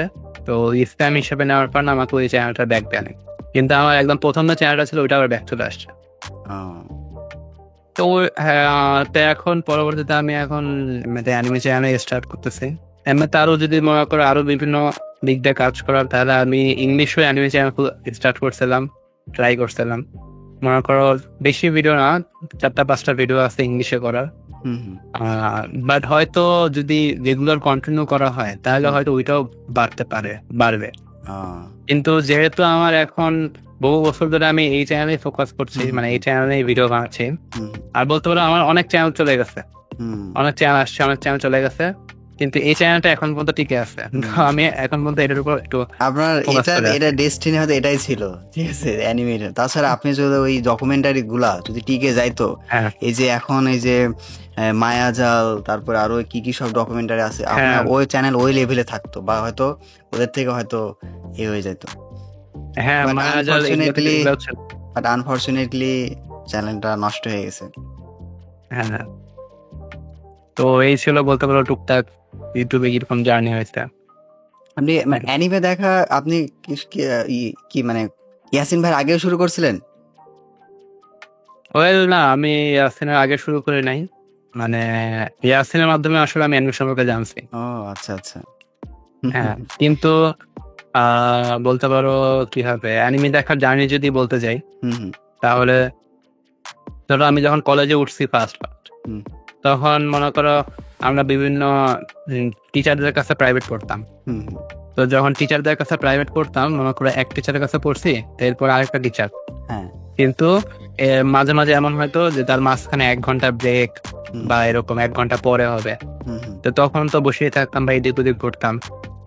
তখন দেখতাম যে ইয়াসিন মাঙ্গা পড়তেছে, তখন বলে যে এগুলো কি করিস? তখন বলে যে এটা মাঙ্গা পড়তেছি, মাঙ্গাটার নাম হলো কি সেক্স ফিস। আচ্ছা, যদি দেখে থাকো তাহলে বুঝবা কিরকম মাঙ্গা। দেখিনি। তো ওয়ান নাম বলতে পারো এচি মাঙ্গা। তো ওইটা আমি যখন দেখলাম যে পড়তেছে, তখন ভাবলাম যে কি পড়তেছে। তো পরবর্তী সম্পর্কে জানা শুরু করলাম যে এগুলো কি। তখন ও আমাকে বিভিন্ন স্টোরি বলা শুরু করলো, যে বিভিন্ন অ্যানিমে স্টোরি। তার মধ্যে প্রথমে যেগুলো বলতেছিল টোকিও ঘুল। তখন টোকিও ঘুল মনে হয় ফার্স্ট সিজন বের হয়েছে না সেকেন্ড সিজন বের হবে এরকম অবস্থা। তখন বলতেছিল যে এমন একটা অ্যানিমে আছে যেখানে মানুষ মানুষকে খায়। তখন আমার একটু ইন্টারেস্টিং লাগলো, এটা কেমন। তারপরে আবার মাই হিরো একাডেমি সম্পর্কে বললো যে এখানে এক একজনের কাছে এক রকমের পাওয়ার আছে, একজনের কাছে এমন একটা পাওয়ার আছে যে নাভি দিয়ে লেজার মারে। তখন আমি বললাম যে নাভি দিয়ে লেজার মারে, এটা আবার কি? তখন আমার একটু ইন্টারেস্টিং লাগছে, কিন্তু তখন আমি অ্যানিমে কোথায় দেখে এর সম্পর্কে কিছু জানি না। তো পরে ও যেহেতু মাঙ্গা পড়তেছিল, তাই আমি ভাবলাম যে আমি মাঙ্গা দিয়ে স্টার্ট করি। আমার স্টার্টিং অ্যানিমে নিয়ে, আমার স্টার্টিং হলো মাঙ্গা নিয়ে। আচ্ছা আচ্ছা। তো আমি যখন ওর কাছ থেকে মাঙ্গার অ্যাপটা নিলাম, অ্যাপটা নেওয়ার পরে মানে একদম মনে করো কোনো পপুলার অ্যাপ না, নর্মাল কোনো হয়তো বড় বড় ফালতু অ্যাপ হইতে পারে এরকম। তো আমি এমনিতে স্ক্রল করতেছি, প্রথমে ঢুকে আমার সামনে একটা আসছে, ওইটার নাম হলো মানে অনেক আন্ডাররেটেড বলতে পারো, ওই হলো লুনার লেজেন্ড সুকিহিমে। আচ্ছা। তো এটা হয়তো সম্পর্কে নাও শুনতে পারো, শুনিনি ওইরকম। তো ওইটা আমি পড়া শুরু করলাম, ওইটা আমার ফার্স্ট মাঙ্গা বলতে পারো। তো পরে যখন স্টার্ট করে পড়তেছি, ওইটার স্টোরি হলো এরকম যে আমাদের যে মেন নায়ক, সে মেন নায়কের কাছে এমন একটা পাওয়ার আছে, যে পাওয়ারটা হলো ওর চোখের মধ্যে ও হলো মৃত্যুর লেখা দেখতে পারে। মানে প্রত্যেকটা জিনিসের মধ্যে, অবজেক্টের মধ্যে কিছু লাইন দেখতে পারে। এই লাইন গুলাকে ও একটা ছুরি দিয়ে হালকা এরকম স্ক্র্যাচ করলে ওটা মারা যাবে। ওইটা কোনো জীবিত জিনিস হোক বা মৃত জিনিস হোক।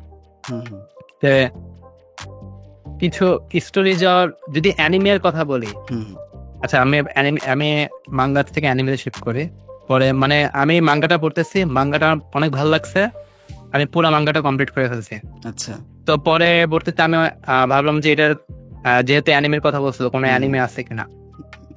তো আমি বিভিন্ন এমনিতে মুভি, তখন আমার মুভি টুভি দেখা হইতো, যেটা বললাম যে মার্ভেলের মুভি এগুলো দেখা হইতো, বিভিন্ন মুভি। তো মুভি টুভি বিভিন্ন ওয়েবসাইট সার্চ করতাম সবসময়। তখন আমার সার্ভার থেকে 2টা ওয়েবসাইট পাইলাম, লুনার লেজেন্ড সুকিহিমে কোনো অ্যানিমে আছে কিনা, দেখে আছে। তো ওইটাই হলো আমার ফার্স্ট অ্যানিমে। আচ্ছা আচ্ছা। তো মাঙ্গা পড়ার পর অ্যানিমের এক্সপেরিয়েন্সটা কেমন ছিল? অ্যানিমের এক্সপেরিয়েন্সটা মানে আমি কি বলবো, আমি যদি বলি, হুম হুম আমি মাঙ্গাতে তো পড়ছি, স্টোরি ভালো লাগছে। অ্যানিমেতে ফার্স্ট এপিসোডে আমি যেটা বললাম না, নায়ক মৃত্যুর দেখা দেখতে পারে, হ্যাঁ হ্যাঁ নায়ক ফার্স্ট এপিসোডের লাস্টে নায়িকাকে 17 টুকরায় কেটে ফেলে।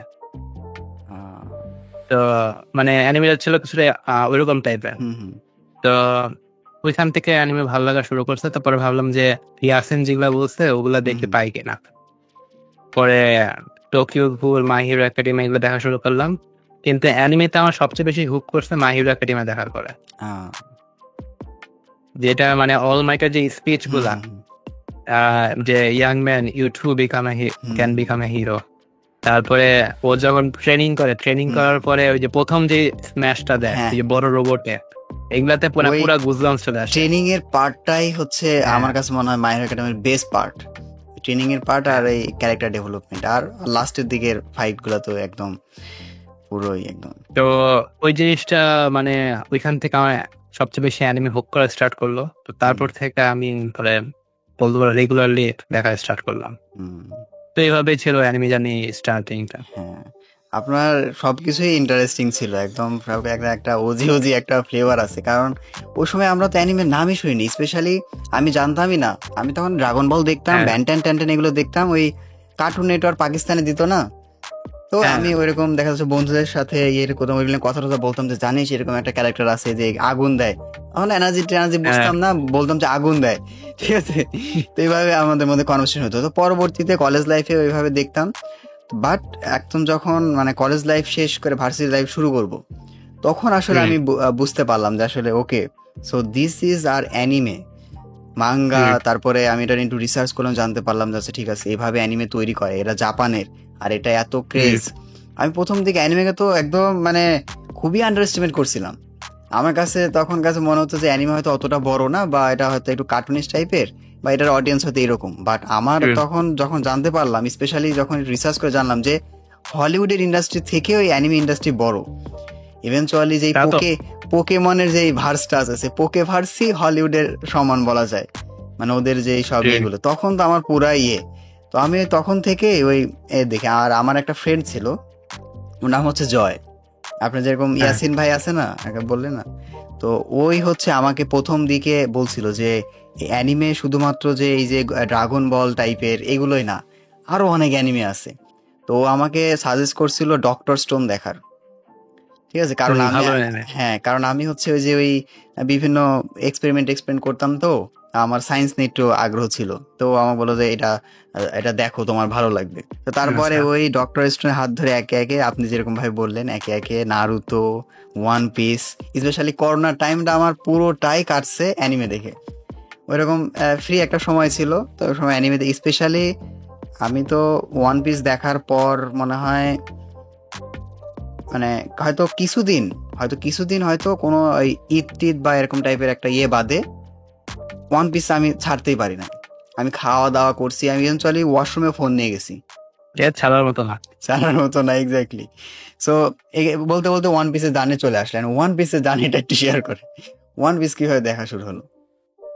ওয়ান পিস যদি বলা হয়, ওয়ান পিস কেন স্টার্ট করছি, কলেজ শেষ হুম আমার, অ্যাডমিশন এক্সাম শুরু।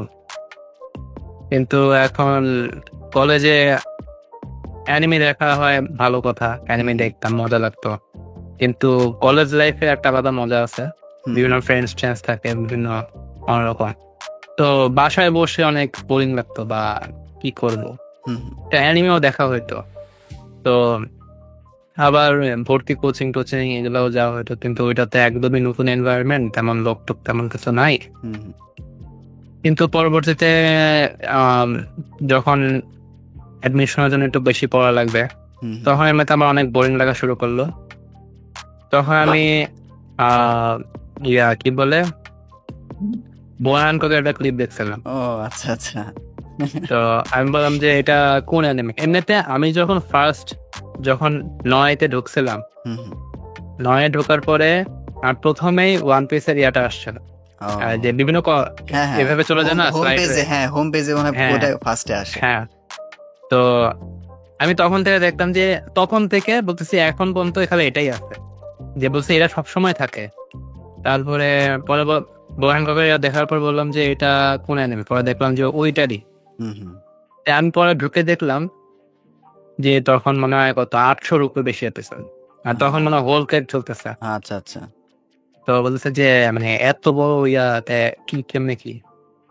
তো এমনিতে আমি তখন মনে হয় নারুতো দেখছি অলরেডি। হ্যাঁ, হ্যাঁ। তো পরে ভাবলাম যে আর নারুতো ব্লিচ, যেহেতু দেখতে পারছি, ব্লিচ দেখে ফেলছেন কি? ব্লিচ তখন দেখা হয় নাই। ও আচ্ছা, আচ্ছা। তো ভাবলাম যে নারুতো যখন দেখতে পারছি তাহলে এটা ট্রাই করে দেখি হুম, কেমন হুম। লাগে। তো পরে দেখলাম ফার্স্ট এপিসোড দেখলাম। ফার্স্ট এপিসোডে যখন লুফি বলছে যে এই ভুটকি মহিলাটা কারা? হুম, হুম। মানে ওইখান থেকে আমার একটু মানে একদমই অন্যরকম লাগছে যে মানে আ অন্যান্য যে অ্যানিমের যে মেইন ক্যারেক্টার, হুম, হুম। ওই মেইন ক্যারেক্টারের মতো এটা আসলে না। এটা হুম। একটু অন্যরকম কিছু একটা। হ্যাঁ। তো তারপর থেকে দেখলাম তো ওইখান থেকে অনেক বেশি মজা লাগছে। তো পুরো অ্যাডমিশনের টাইমে আমি অন পিসে দেখছি বলতে পারো। আ ভুল সময়ে ওয়ান পিস দেখে ফেলছেন। এটাই ভুল সময় ওয়ান পিস দেখে ফেলছে। তো এখান থেকে তারপর থেকে ওয়ান পিস হুম, হুম। দেখতেছি। আর অ্যাডমিশনের কথা যদি বলো, আ অ্যাডমিশনের জন্য আসলে আমার ওইভাবে অত অনেক জায়গায় ট্রাই করা হয় নাই। হুম, হুম। আমি শুধু ঢাকা ইউনিভার্সিটির জাহাঙ্গীরনগরে পরীক্ষা দিছি। ও যদিও জাহাঙ্গীরনগরে ওয়েটিং আসছিল, হুম, কিন্তু হুম। পরবর্তীতে অন্যান্য জায়গায় করা হয়। রাজশাহীতেও কল আসছিল, হুম, হুম। কিন্তু পরে আর যাওয়া হয়নি। কিন্তু পরবর্তীতে কিন্তু ওয়ান পিসের জার্নিটা কন্টিনিউ হয়েছে। এই ভর্তি পরীক্ষার এই বিষয়টা নিয়ে আমি খুবই নিজেকে লাকি মনে করি আরকি। কারণ আচ্ছা, আমার হচ্ছে আ আমি ইন্টারে আর্টসে ছিলাম। তো আচ্ছা, বাট আমি এখন পড়ছি হচ্ছে বলা যায় যে সোশ্যাল সায়েন্স আর সায়েন্সের মিক্সড পাবলিক অ্যাডমিনিস্ট্রেশন সাবজেক্টে। এটা খুব ভালো একটা সাবজেক্ট। এটাও এক লাকের ইয়েতেই। আমি ঢাকা ইউনিভার্সিটিতে পরীক্ষা দিয়েছি, রাজশাহী ইউনিভার্সিটিতে পরীক্ষা দিয়েছি, এরকম ৪-৫ টা ইউনিভার্সিটিতে। পাবনা এখানে। আর আমার মেইন টার্গেট ছিল রাজশাহী, যে আমার যেভাবেই হোক, রাজশাহী অনেক সুন্দর। স্পেশালি আমার মায়ের কথা হলো যে যেভাবে হোক রাজশাহীতে চান্স পেতে হবে। আর ঢাকাটাও অতটা ছিল না। আর আমাদের সময় থেকে আপনার খেয়াল আছে কি? আমাদের সময় থেকেই ১ম অ্যাডমিশনের রিটেন কোয়েশ্চেন চালু হ্যাঁ, হয়েছিল। এই হ্যাঁ, এই যে হ্যাঁ। এইচএসসি ব্যাচ ১৯ এর থেকে। তো তারপরে আমি রিটেন এখন আচ্ছা ঠিক আছে, ঢাকাতে আমি হচ্ছে আমার এমসিকিউতে অলওয়েজ ভালো মার্ক ছিল। বাট আমি রিটেনে ঢাকা ইউনিভার্সিটি ইংলিশে ফেল করছিলাম। আচ্ছা। তো ইংরেজিতে ফেল করার আমার পর মনে হয় কত ২-৩ মার্ক কম আসছিল মানে টিকার থেকে। আ টিকার যে কি একটা মার্ক আছে, এত মার্ক হ্যাঁ, পেলে হ্যাঁ, হ্যাঁ। ভালো। সম্ভবত পাস মার্ক সম্ভবত ১৫ ছিল। হুম, রিটেনে। রিটেনে পাস মার্ক ১৫ ছিল। কিন্তু ওইবার কোয়েশ্চেন এত হার্ড হয়েছিল ইংরেজির, যে ওই হুম, ১৫ মার্ক তুলতে অবস্থা খারাপ হয়ে যাচ্ছিল। কারণ সব অ্যানালিটিক্যাল ফার্স্ট টাইম। তখন অত বুদ্ধি-সুদ্ধিও ছিল না। আর আমি হুম। ঢাকায় গেছি, ঠিক আছে? আমার হচ্ছে বলা যায় যে আসলে আমাদের টাইম থেকে বলতে পারো যতবার আছে সব হুম, আমাদের হুম। দিয়ে এক্সপ্লেন করা। আমাদের দিয়ে এক্সপ্লেইন করা লাগছে। সমাপনী, হ্যাঁ, হ্যাঁ, হ্যাঁ। ৭ টা সৃজনশীল, তারপরে এই রিটেন ম্যাথে সব। সৃজনশীল। ম্যাথেও সৃজনশীল হ্যাঁ, সব।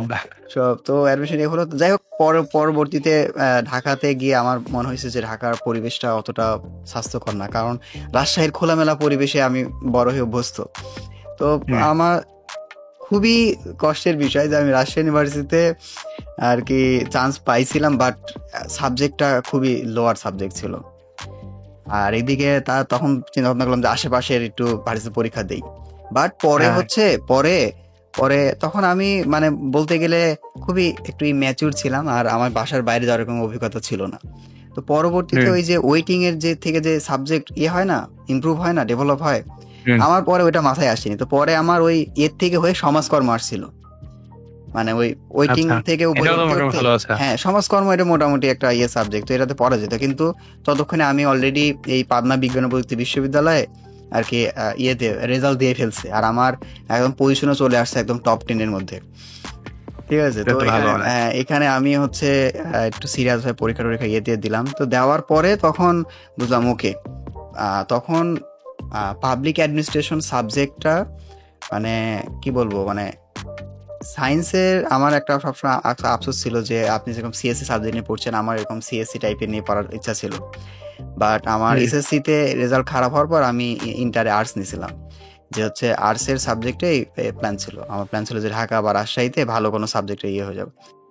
তো এটাতে আমি অনেক কিছু আসলে ইয়ে করতে পারবো। সো পরে পাবলিক আর্টে ভর্তি হলাম। ভর্তি হওয়ার পর এখানে পরে রাজশাহীতে সমাজকর্ম এটা আসলো। এখানে আর যাওয়া হয়নি। আর বাসা থেকে বলল যে, "পাবলিক অ্যাডমিনিস্ট্রেশন সাবজেক্ট কোথায় আর সমাজকর্ম কোথায়? ইউনিভার্সিটি ম্যাটার না, সাবজেক্ট ম্যাটার।" বাট আমি এখন হুম। বুঝতেছি সাবজেক্ট ম্যাটার না, ইউনিভার্সিটি ম্যাটার। তো এটাই এখন ছিল ম্যাটার আরকি। আসলে ২ টাই। হ্যাঁ। কারণ তুমি ভালো ইউনিভার্সিটিতে পড়ো। হুম, হুম। এখন তোমার মন মতো সাবজেক্ট না, তোমার রেজাল্ট অত ওইরকম নাও আসতে পারে ওইটার জন্য। হ্যাঁ, তারপরে তোমার বিভিন্ন জায়গায় বিভিন্ন রকমের স্কোপ কমে যাবে। হ্যাঁ, হ্যাঁ। এটাও ম্যাটার করে। সাবজেক্টও ম্যাটার করে, ইউনিভার্সিটিও ম্যাটার করে। হুম, হুম। এখন ২ টাই সমান, সমান রাখতে পারাটা বেটার। হ্যাঁ। তবে আমি আমি কিন্তু চান্স পাইছি, আমি যদি এমনিকে কিন্তু লাকি কনসিডার করি। চান্স পাইছি পুরো একদম আচ্ছা। লাকের উপর। ঠিক আছে? কারণ আমি একদম রাজশাহীতে যখন রেজাল্ট আসলো আমি পুরো তো একদম ভেঙে পড়ছিলাম। আমার কাছে মনে হয় যে জাস্ট লাকের উপর আমার আব্বু আমাকে জোর করে বলছিল যে, "তুই এখানে এপ্লাই কর।" আমি পরীক্ষা দিতে যাব না। আমার মন-টন খারাপ, রুমে বসে আছি। পরীক্ষা দিতে যাব না। বলছে, "না, না যা তুই পাবনাতে গিয়ে পরীক্ষা-টরীক্ষা দিয়ে আয়। কি হবে বলা তো যায় না।" তো দিয়ে হয়ে গেল। তো হুম, এখন এভাবে আছি। বাট ওই দিন শেষে আমার এখনো ওই সিএসসি এই ইয়ের উপরই মন বসে থাকে। আমি কিন্তু পড়াশোনা পাবলিক অ্যাডমিনিস্ট্রেশনে, বাট আমি কিন্তু পাইথন জানি। আমি হচ্ছে যাক ভালো। ওয়েব ডেভেলপমেন্ট নিয়ে কাজ করি। তারপরে এই যে রিসেন্টলি এআই-টিআই এইসব নিয়ে ঘাটাঘাটি করি। মানে টেকনোলজিক্যাল বিষয়গুলো আমার ভালো লাগে। আর এগুলোর সাথে যোগ হলো অ্যানিমে। মানে আমার বন্ধু যে জয়ের কথা বললাম যে, হুম, তো ও করে দিল। তো পরবর্তীতে ইউনিভার্সিটি লাইফের অ্যাডমিশন রেজাল্ট দেওয়ার পর মাঝখানে জানেন একটা বড় সময় গ্যাপ থাকে। তো হ্যাঁ, হ্যাঁ। ওই সময় আরকি আমার মেইনলি দেখা জার্নি। ওই সময় নারুতো দেখছিলাম।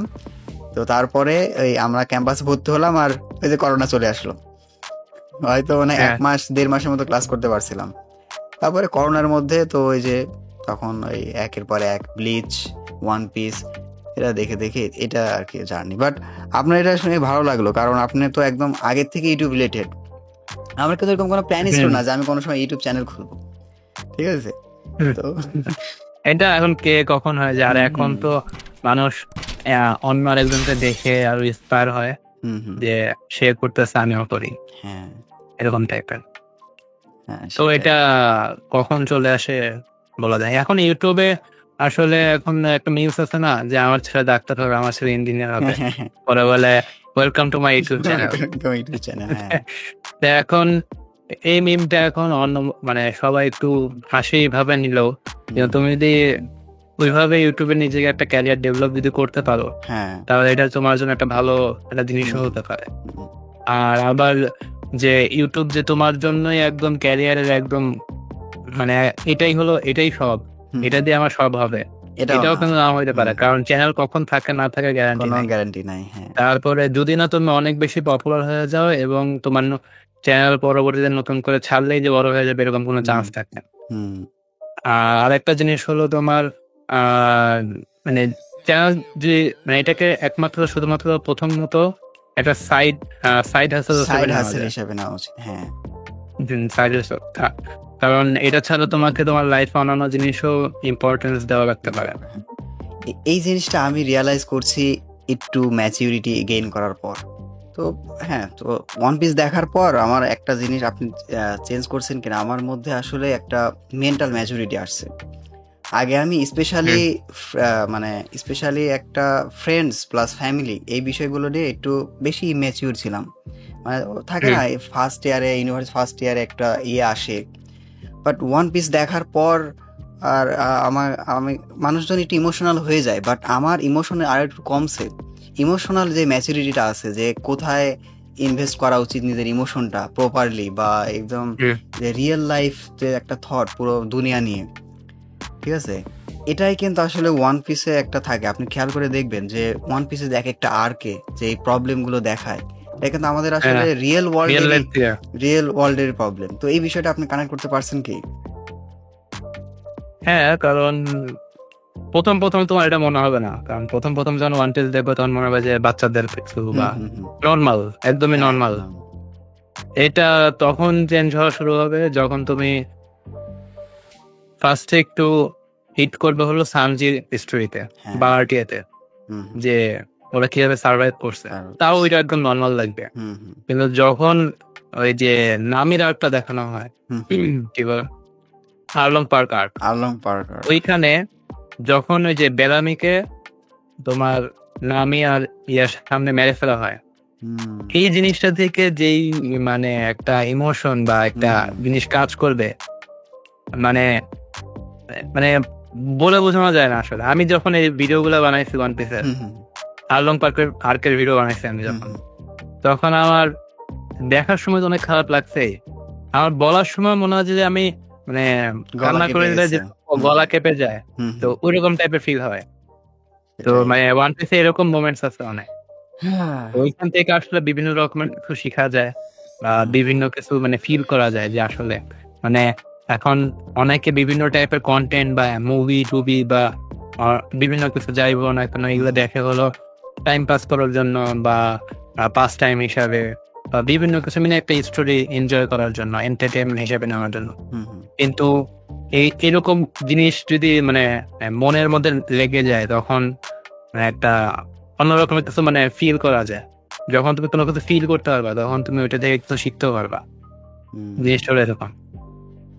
হ্যাঁ সেটাই। আর ওয়ান পিস দেখার পর আমি কিন্তু আগের দিকে একটু এক্সট্রোভার্ট টাইপের ছিলাম, একটু অ্যাক্টিভ, যে ফ্রেন্ডদের সাথে খুব আড্ডা টাড্ডা দিতাম বা বাইরে ঘোরাফেরা করছি এই ওই।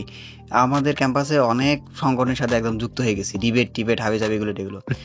ওয়ান পিস দেখার যে মধ্যে যে পিরিয়ড, যেই 6 মাস বা 7 মাস যেই দেখার যে একটা, এর মধ্যে আমি সামহাউ ইন্ট্রোভার্ট হয়ে গেছি, মানে আননোয়িংলি, মানে একদম সাবকনসিয়াসলি ইন্ট্রোভার্ট হয়ে গেছে। মানে আমি আপনাকে এটা কিভাবে বোঝাবো, ইন্ট্রোভার্ট হয়ে গেছে আমার মধ্যে, ওইগুলোই চলছে। এক একটা ক্যারেক্টারে কিভাবে কি জানি টানি ইন্ট্রোভার্ট হয়ে গেছি। মানুষ আমাকে ফোন টোন দিয়ে বলছে, মানুষজন কেউ ভাবছে আমার ব্রেকআপ হয়ে গেছে, কেউ ভাবছে যে কি হয়ে গেছে, ফ্যামিলির কোনো ইস্যু একদম, মানে একদম আমি একদম সোশ্যাল যে লাইফ, সে লাইফ থেকে কিছুটা আলাদা হয়ে গেছিলাম। এতটা ইম্প্যাক্ট পড়ছিল আমার। আর এই জন্যই আমি ওই একটু ক্যারেক্টার ডেপথ আর একটু বেশি ভালোভাবে রিয়ালাইজ করতে পারি। এখন এই জিনিসটা আসলে রিয়েল লাইফে তুমি যদি ওয়ান পিস নাও দেখো, তোমার এখন যদি পরিবর্তন না হয় কিন্তু পরবর্তীতে যে এই জিনিসটা এমনিতেই হয়ে যাবে। সেটা হলো মানে প্রথম তুমি কেয়ারলেসলি চলবা, কিন্তু পরবর্তীতে তোমার উপর যখন প্রেশার আসবে, চাপ আসবে, বিভিন্ন লাইফ নিয়ে তোমার কিছু একটা করতে হবে, তখন তোমার এই জিনিসটা আসলে অটোমেটিকলি হয়ে যাবে। কিন্তু এখানে ওয়ান পিস যে জিনিসটা হেল্প করছে সেটা হলো তোমাকে একটু আগে এই জিনিসটা আনলক করতে হেল্প করছে। হ্যাঁ, আর এটা আসলে ইম্পর্টেন্ট, কারণ এটাও ইম্পর্টেন্ট যে অন্যান্য লোকের সাথে ভালো মতো মিশা, মানে সবার সাথে তাল মিলায় চলা, এটা ঠিক আছে। বাট মানে একটু প্রয়োজন হচ্ছে যে একটু বেশি করে ফেলা, সেই জিনিসটা আসলে ওভার হয়ে যায়, মানে একটু খারাপ হয়ে যায়। কারণ ওইখানে তুমি অন্যদেরকে বেশি ফোকাস দিচ্ছ, নিজের উপর ফোকাস না করে। আর এটা কিন্তু আমাদের ইয়াং জেনারেশনের সবচেয়ে বড় সমস্যা। আপনি খেয়াল করে দেখছেন কি, যে এরা নিজেদের লাইফ গোলকে প্রায়োরিটি করা বাদ দিয়ে অন্য মানুষ, স্পেশালি রিলেশনশিপ দিক থেকে, প্রেম ভালোবাসার দিক থেকে, তো আমরা তো ওই সময়টা পার করে আসছি, তো আমরা এই বিষয়গুলো মানে ওদেরকে একটু প্লিজ করতে চাই। হ্যাঁ প্লিজ বলছে, মানে ওদের সামনে আমি একটু অন্যভাবে থাকি, ওরা আমাকে কিভাবে দেখবে, হ্যাঁ এরকম। কিন্তু যখন তুমি দেখবা যে এগুলা আসলে কোনো কিছু ম্যাটার করে না, কারণ অন্য কে কি ভাবলো ওইটা আসলে তুমি যদি তোমাকে ঠিক মতো গুছাই নিতে পারো তাহলে অন্যরা এমনিতেই তোমাকে ভালো ভাববে বা অন্যভাবে দেখবে। এটা হলো তোমার লাইফে তোমাকে নিজে গুছাই নিতে হবে, এটা হলো আসল মেন জিনিস। আর যারা আমাদের বয়সী বা আমার থেকে কম বয়সী আছো, তাদেরকে আমি পার্সোনালি বলতে চাই যে নিজের উপর ফোকাস করলে একটা ছেলে যা যা চায়, অনেস্টলি টু সে, নিজের উপর ফোকাস করলে যা যা চায় সেগুলো অটোমেটিক্যালি চলে আসে। ফ্যামিলি থেকে প্রেইজ, তারপরে তোমরা যে গার্লফ্রেন্ড বা বয়ফ্রেন্ড যে কোনো দিক থেকে, আর এটা তো শুধুমাত্র যে ছেলের জন্য প্রযোজ্য তাও না, ইউনিভার্সাল, মেয়েদের জন্য। নিজের উপর ফোকাস করলে, নিজেকে এমন পর্যায়ে নিয়ে গেলে তখন দেখা যাচ্ছে সবকিছু অটোমেটিক্যালি চলে আসে। আর এই জিনিসটা আমি বুঝতে পারছি। তুমি টাকা চাও, টাকা তোমার পিছে আসবে। হ্যাঁ, তুমি ভালো মেয়ে চাও, একটা ভালো কোয়ালিটিফুল ছেলের কাছে ভালো মেয়ে এমনি চলে আসবে। তুমি বাবা মার প্রশংসা চাও, তুমি নিজের উপর ভালো মতো ফোকাস করলে বাবা মা এমনি তোমাকে আদর করবে। হ্যাঁ, তুমি যা চাইবে তোমার তাই হবে সব। সেটাই তো, এটাই আর কি। আমি আমার যারা ছোট আছে, জুনিয়র টুনিয়র আছে, এদেরকে বোঝানোর চেষ্টা করি, কারণ এটা আমাদের একটু লেটে আসছে, স্পেশালি আমার তো একটু লেটে আসছে। কারণ আমার কাছে মনে হয়েছে যে এটা আমি আরো আগে জানলে হয়তো আরো একটু নিজেকে ইমপ্রুভ করতে পারতাম।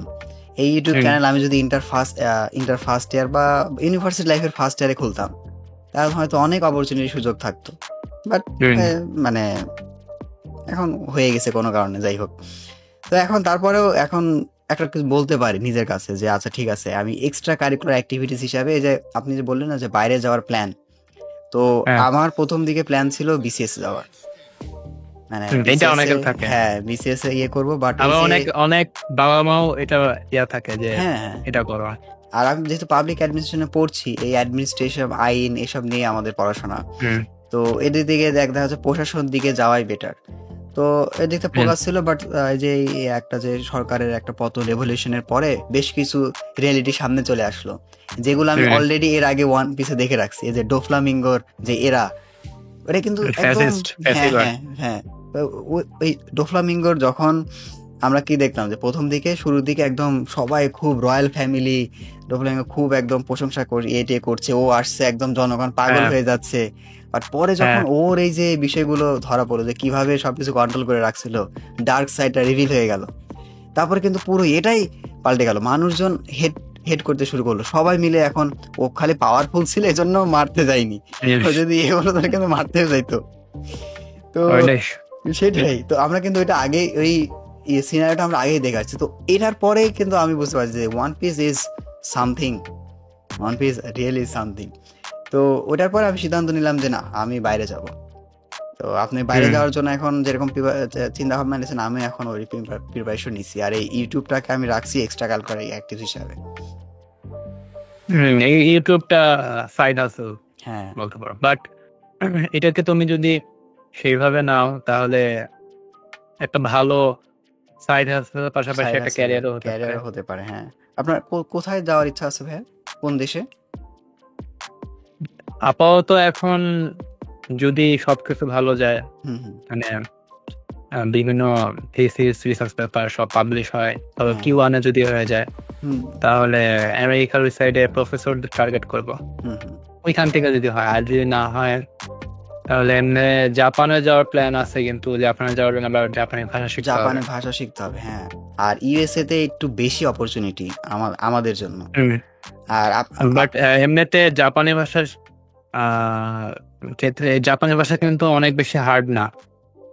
এটা তুমি যদি শিখাই স্টার্ট করো তখন তুমি বুঝতে পারবা, কারণ অন্যান্য যত ভাষা আছে ওগুলো যদি তুমি জাপানি ভাষা শিখতে গেলে কোয়াইট ইজি। আর যদি যেহেতু তুমি এমনিতে অ্যানিমে দেখো, তাহলে তুমি আরো বেশি তাড়াতাড়ি ক্যাচ আপ করতে পারবা। তোমার অনেক জায়গা আছে 70%, 50%, 40% এরকম দেয়। তো তখন ওই ক্ষেত্রে আবার ওয়ার্ক পারমিট বা তোমার বলতে পারো বিভিন্ন জায়গায় টুকটাক জব টপ করে তখন তোমার ওখানে লিভিং এক্সপেরিয়েন্সটা ইয়া করে। যা মানে ইউএস এর সব থেকে বড় মানে অবস্টাকল হলো তোমার লিভিং এক্সপেন্স। সবকিছু ঠিক আছে, তোমার যদি থাকা খাওয়া যেটা, এটা যদি তোমার ঠিক থাকে তাহলে তোমার ঝামেলা নেই। তুমি ইয়া করে জব করে তুমি তোমার টিউশন ফি কভার করতে পারবা। মানে যদি তোমার মনে করো ইয়াতে মানে ওই আমেরিকায় তোমার কোনো আত্মীয় বা কেউ থাকে, তার বাসায় বা তার ওইখানে যদি তুমি থাকা খাওয়া করতে পারো, অ্যাটলিস্ট এক বছর যদি করতে পারো, তাহলে পরবর্তীতে তুমি নিজেকে টেক কেয়ার করতে পারবা। এটাই হলো সব প্রথম স্ট্রাগল আসে থাকা খাওয়া নিয়ে। আপনার কাছে কোনটা মনে হয় যে ইউএসএ বেটার না জাপান বেটার? ওয়েল, যদি তুমি ভালো ক্যারিয়ার এবং আরো অনেক বেশি ওইভাবে লাইফটা এনজয় করতে চাও, মানে এনজয় করবা কি, মানে যদি তুমি বলো অনেক টাকা ইনকাম করবা, তারপরে মনে করো ফ্রিলি চলবা, সবকিছু যা ইচ্ছা তাই করবা, তাহলে ইউএসএ বেটার। আর যদি তুমি মনে করো এমনিতে সুন্দর মোটামুটি সিম্পল লাইফ লিড করবা, তাহলে জাপান বেটার, কারণ জাপান অনেক সুন্দর। আর তোমার এমনিতে তোমার ওইখানে যাওয়ার পর জাপানও ভালো টাকা ইনকাম করা যায়। এখন কথা হলো তোমাকে ভাষাটা শিখে তারপর তোমাকে জব আসলে পাইতে হবে। জব যদি পেয়ে যাও, মানে তুমি যদি নর্মাল জব না পাও, তুমি ছোটখাটো রেস্টুরেন্ট বা এগুলোতেও যদি জব করো, তাও ভালো টাকা ইনকাম করতে পারবা। জাপান আমার ফার্স্ট প্রায়োরিটি ছিল, বাট জাপানে আমাদের আপনাদের যেরকম রিসার্চ, আমাদের এরকম রিসার্চ। তো ওই দেখা যাচ্ছে যে আমাদের ওই বেশিরভাগই আমার এই যে আমি যে থিসিসটা দিলাম, মেন্টাল হেলথ নিয়ে। হুম, তো এটা কিন্তু হ্যাঁ এটা কিন্তু যাচ্ছে কিন্তু হচ্ছে একটা ইউএসএ প্রফেসর আন্ডারে। মানে আচ্ছা আমার প্রফেসর ফান্ড পাচ্ছে ইউএসএ থেকে। হুম তো ইউএসএ থেকে ফান্ড পাওয়ার পরে এটা আর কি বিভিন্ন এনজিও, ইউএস এর এনজিও, ডিরেক্টলি ইউএসএ থেকে না, ইয়ের যে ক্রিশ্চিয়ান এইড একটা এনজিও আছে সেই এনজিও থেকে, হুম সেখান থেকে আমার প্রফেসর ফান্ড পাচ্ছে। তো সেই ফান্ড থেকে আমাদের প্রফেসর আমাদেরকে দিয়ে রিসার্চ করাচ্ছে, আবার সেই রিসার্চ আমরা হ্যাঁ আগে পাবলিশ করছি, আমাদের এখানে হচ্ছে। তো এখান থেকে কি হয় যে ইউএসএ থেকে যে ফান্ডটা আসে, তো জাপান থেকে ওইটার আসলে সুযোগ নেই। মানে আমাদের সোশ্যাল সায়েন্সে এই সিস্টেমটা। হুম আর জাপানে করতে হলে পরে দেখা যাচ্ছে জাপান ভাষা শেখা ছাড়াও আরো বেশ কিছু করতে হয়। এটা আপনার হচ্ছে যেই জাপানের যেই মানে আমাদের কালচার হ্যাঁ, জাপানের কালচারের সাথে তো কভার করে দিতে পারবো, এটা তো আমার কোনো সমস্যা নাই।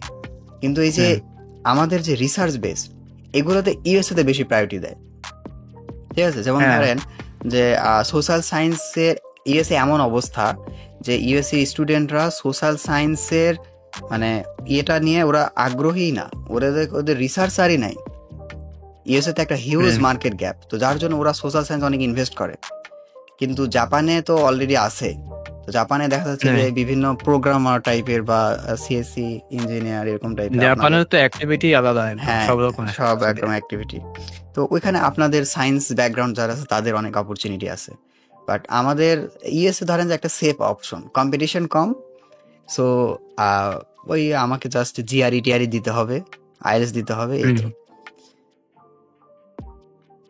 এই তো তো এমনিতে তোমার যদি তোমার প্রফেসর যদি ওইভাবে কানেকশন থাকে তাহলে ভালোই করতে পারবা। হ্যাঁ। যেরকম আমাদের এখানে আমাদের সুপারভাইজার এই মার্চের 10 তারিখেই তোমার 10 তারিখ না 6 তারিখে ইউএসএ চলে যাবে আহ, ফুল ফান্ডে, হুম, হুম, হুম, ফুল ফান্ডের রিসার্চার হিসাবে, হুম।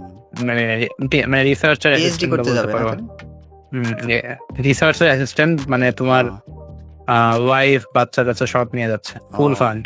আহ, হ্যাঁ, এটা এটা তো আসলে টিচারদের সুবিধা। যদি মানে টিচারদের সাথে ভালো কানেকশন থাকে তাহলে ভালো বেটার হ্যাঁ, হয়। আমার কাছে মনে হয় যে পাবলিক ইউনিভার্সিটি পড়ে এই একটা সুবিধায় আমি পাইছি, সেটা হলো যে একটু হুম বেটার নেটওয়ার্কিং।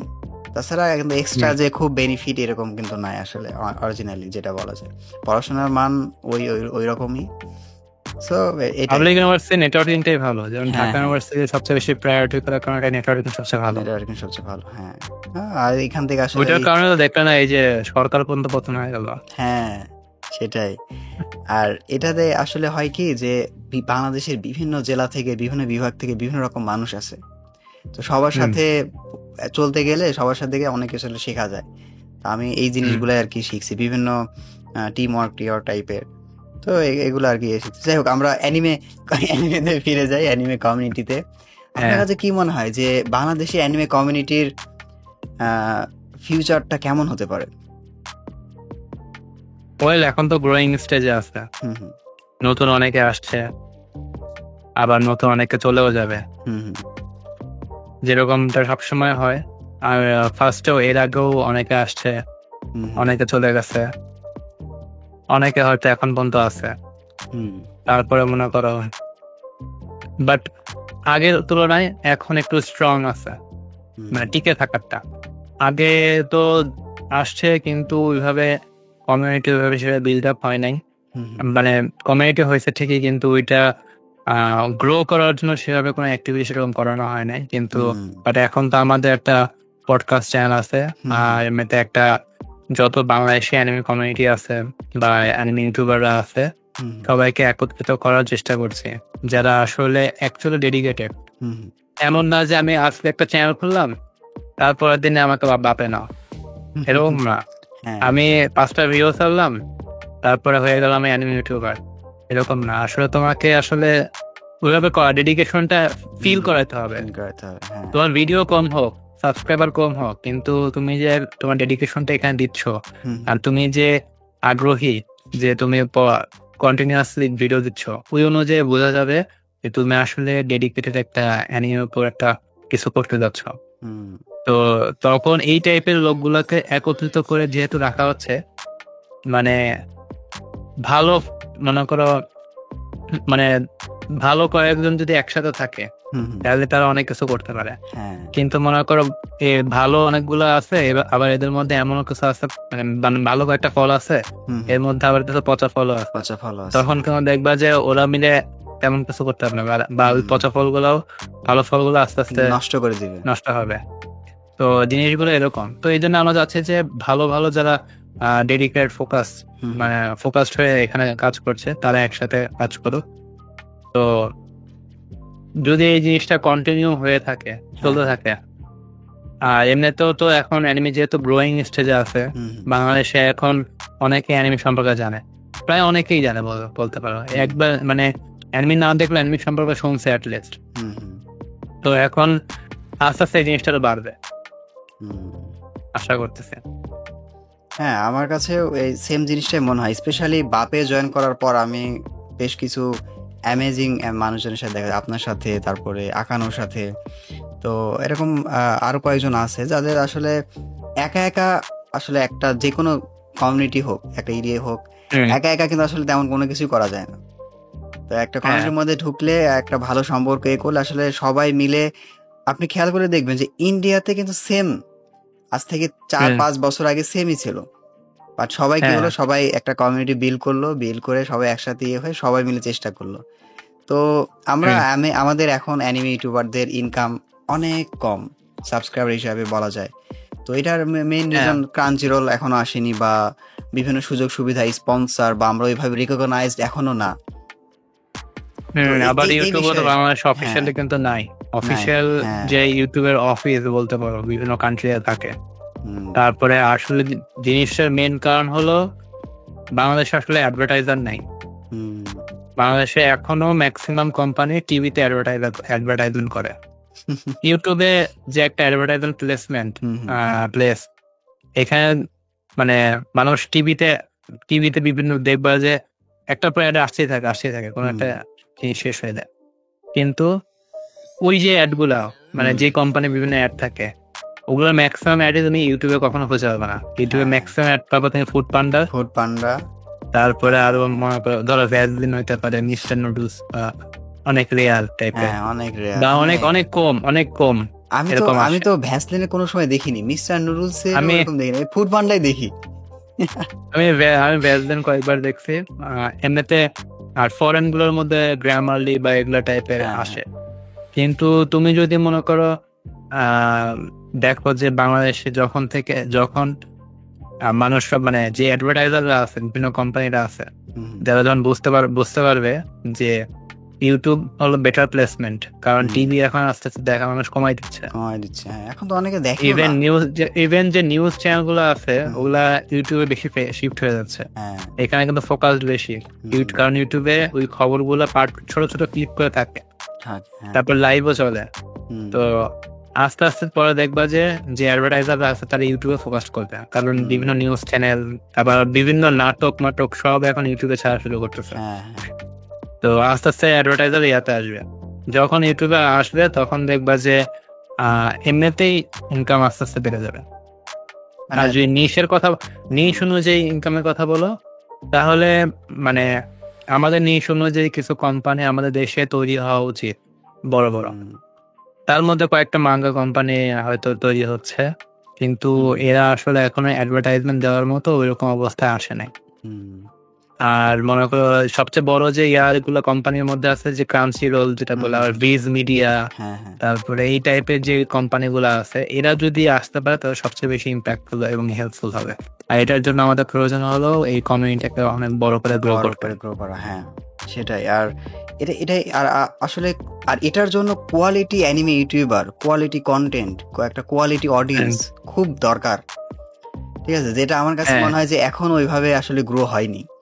আমার কাছে মনে হয় যে এখনো বেশ কিছু আমাদের সময় আছে। আপনার একটা প্রেডিকশন বলেন, এটা আমি আকানোকেও জিজ্ঞেস করছিলাম যে কত সালের মধ্যে বাংলাদেশে ক্রাঞ্চিরোল আসতে পারে?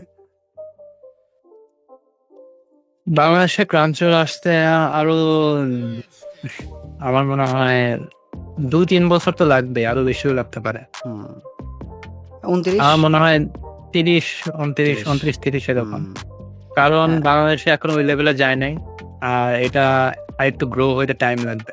কিন্তু অ্যানিমে সেক্টরে স্পন্সর জিনিসটা এখনো অনেক কম। এখন মানে স্পন্সর আসলে এরকম হওয়া উচিত যে কোম্পানিরা তোমার কাছে আসবে যে আমার ব্র্যান্ডটা প্রমোট করে দাও, হ্যাঁ ঠিক আছে? এটা যদি আসে তাহলে আমি ওইটা বলবো ওইটা প্রপার স্পন্সর। কারণ ওইটা এখনো হচ্ছে না, কারণ হলো তোমার আমাদের যে কমিউনিটি এটাই এখনো সেভাবে গ্রো হয় নাই গ্রো হয় যে মানুষের চোখে পড়বে। চোখে পড়বে। মানুষের চোখে যখন পড়বে তখন মানুষ নিজেই আসবে যে আমাদের কোম্পানিটা একটু গ্রো করে দাও। আর অনেক হয়তো এখনো বুঝেও না যে আসলে এভাবে স্পন্সর করতে হয়। যে আমি নতুন একটা ব্যবসা করলাম, তা আমি এদের মানে এইসব ইনফ্লুয়েন্সারদের যদি আমি বলি তাহলে আমার ব্যবসায় বুস্ট আসবে, এটা হয়তো অনেকে বুঝেও না এইভাবে। অনেকে এইটাও একটা অনেক lacking আন্ডার থাকে। এস্টিমেট করে। আমি রিসেন্টলি আমার স্পন্সর আমি তো বেটিং সাইট থেকে প্রায়ই অলমোস্ট দেখা যাচ্ছে যে উইকলি পর আসেই। পর একটা, হ্যাঁ, কিন্তু আমি কোনো সময় এদের সাথে কাজ করিনি। স্পেশালি ডিসকর্ডেও দেখি অনেকজন যোগাযোগ করার চেষ্টা করে বাট আপনাকে, বেটিং সাইট কিন্তু ভালো অ্যামাউন্ট দেয়। হ্যাঁ, কিন্তু আমি কাজ করি নাই কারণ এটা প্রথমত আমার ইথিক্সে লাগে, আর দ্বিতীয়ত হলো যে আমার ভয় লাগে যে কোনো না, একটা এটা তো যদি আবার issue হয়। অনেক সময় মনিটাইজেশনের ঝামেলা হয়। হ্যাঁ, ঝামেলা হয়। আর তাছাড়াও এটা ইথিক্যাল একটা ইস্যু থাকে। তবে এর আগে ফার্স্ট আমার যখন 5,000 হয় তখন আমি আমার ফ্রেন্ডের ফ্রেন্ড দূর সম্পর্কে ওর একটা মাঙ্গা শপের সাথে কাজ করছিলাম। ওরাতে 5K আচ্ছা। স্পেশাল হয়েছে, আর এইবার এই যে 25K স্পেশাল হয়ে মিশরের সাথে কাজ করছে। আর এই মিশরের সাথে কেন কাজ করছি জানেন? হ্যাঁ, ওর সাথে আমিও করছি। হ্যাঁ, এই মিশরের হ্যাঁ, যে ওর অ্যানিৎসু সম্ভবত ওর ইউটিউব চ্যানেলের নাম। হ্যাঁ। ওই আমার কনভিন্সই করছে যে আপনার সাথে কাজ করে দেখায়। যেই বলছে যে আপনার সাথে কাজ করছে, তখন আমি আর কোনো বার্গেনিং করিনি, বললাম যে ওকে ঠিক আছে। যেভাবে ওই প্ল্যানটা ওরাই নিয়ে আসছিল। আমি এমনিতে আমাদেরই কমিউনিটির একটা অংশ ছিল তো। হ্যাঁ, তো হ্যাঁ, আর আমিও অ্যানিমে ইউটিউবার তো। আমিও সেই হিসাবে অতটা করিনি, কারণ বুঝতে পারছেন যে জাস্ট এখানে তো এরকম কোনো কিছু থাকছে না, জাস্ট গিভ ওয়ে একটা পার্ট থাকছে। তো সেই হিসাবেই আর কি করা। আর মেইনলি আমি অতটা ভালো মানুষ না, ঠিক আছে? আমার সবসময় একটা ট্রাস্ট ইস্যু থাকে, কিন্তু যখন দেখলাম যে আপনি এখানে কাজ করছেন তখন আমার কাছে একটু ট্রাস্টেড মনে হয়েছে। তখন আমার কাছে মনে হয়েছে ওকে ঠিক আছে, তার মানে এদের সাথে হয়তো কাজ করা যায়। আর যেটা বললাম যে অ্যানিমে ইউটিউবিং এ মনিটাইজেশনে বা অ্যাডে এখনো পর্যন্ত অত তেমন ভালো কিছু নাই। এটা আসলে তোমার সত্য। আর্নিং সেভাবে হবে না। তো তোমার যদি অল্প কিছু আর্নিং করতে চাও তাহলে তুমি স্পন্সরের মাধ্যমেই করতে পারো। সেটাই। কিন্তু এইটা করার জন্য তোমাকে আগে প্রথমে নিজের চ্যানেলটাকে প্রপার ভাবে বিল্ড করতে হবে। হ্যাঁ, কারণ আলতু ফালতু মনে করো আমি 5টা ভিডিও ছাড়লাম, আমার কোয়ালিটি ভিডিও না, আমার সাবস্ক্রাইবারও কম, তা আমি ওইভাবে চাইতেও পারবো না। এটাই হলো কথা। এই জন্য ফোকাস করতে হবে নিজের চ্যানেলের কোয়ালিটি বাড়ানোর জন্য। কোয়ালিটি বাড়ানোর জন্য। হ্যাঁ, আমার ক্ষেত্রে হয়েছে কি ভাইয়া, যখন আমি তো ফেস ক্যাম ছাড়া শুরু করছি, সো ফেস ছাড়া একটা ভিডিও যতটা কোয়ালিটি করা সম্ভব আমি সেই সব স্কিল গেইন করে ফেলছি। গেইন করার পর হয়েছে কি, গেইন করার পরে আমার রিয়ালাইজ হয়েছে যে ফেস ক্যাম করা উচিত ফর মোর সাস্টেনেবিলিটি। তো ওইটা যেহেতু আমি গেইন করে ফেলছি, সো এখন দেখা যাচ্ছে যে আমি ফেস ক্যাম রিসেন্টলি শুরু করছি। তো এখন বলা যায় যে আমি একটা নতুন অ্যানিমে ইউটিউবারের মতোই, আমার ফেস প্রেজেন্টেশন বা ভিডিওগুলা তো। বাট সেই তুলনায়ও আমি দেখছি যে বেশ ভালোই রেসপন্স আছে আমার অডিয়েন্সের মধ্যে। থাকা স্বাভাবিক, বাট এখানে অডিয়েন্সে ডিভাইড হয়ে যায়। একটা হলো তোমার যারা ফেস ক্যাম ছাড়া ভিডিও দেখে, তারা ওইটা দেখে অভ্যস্ত।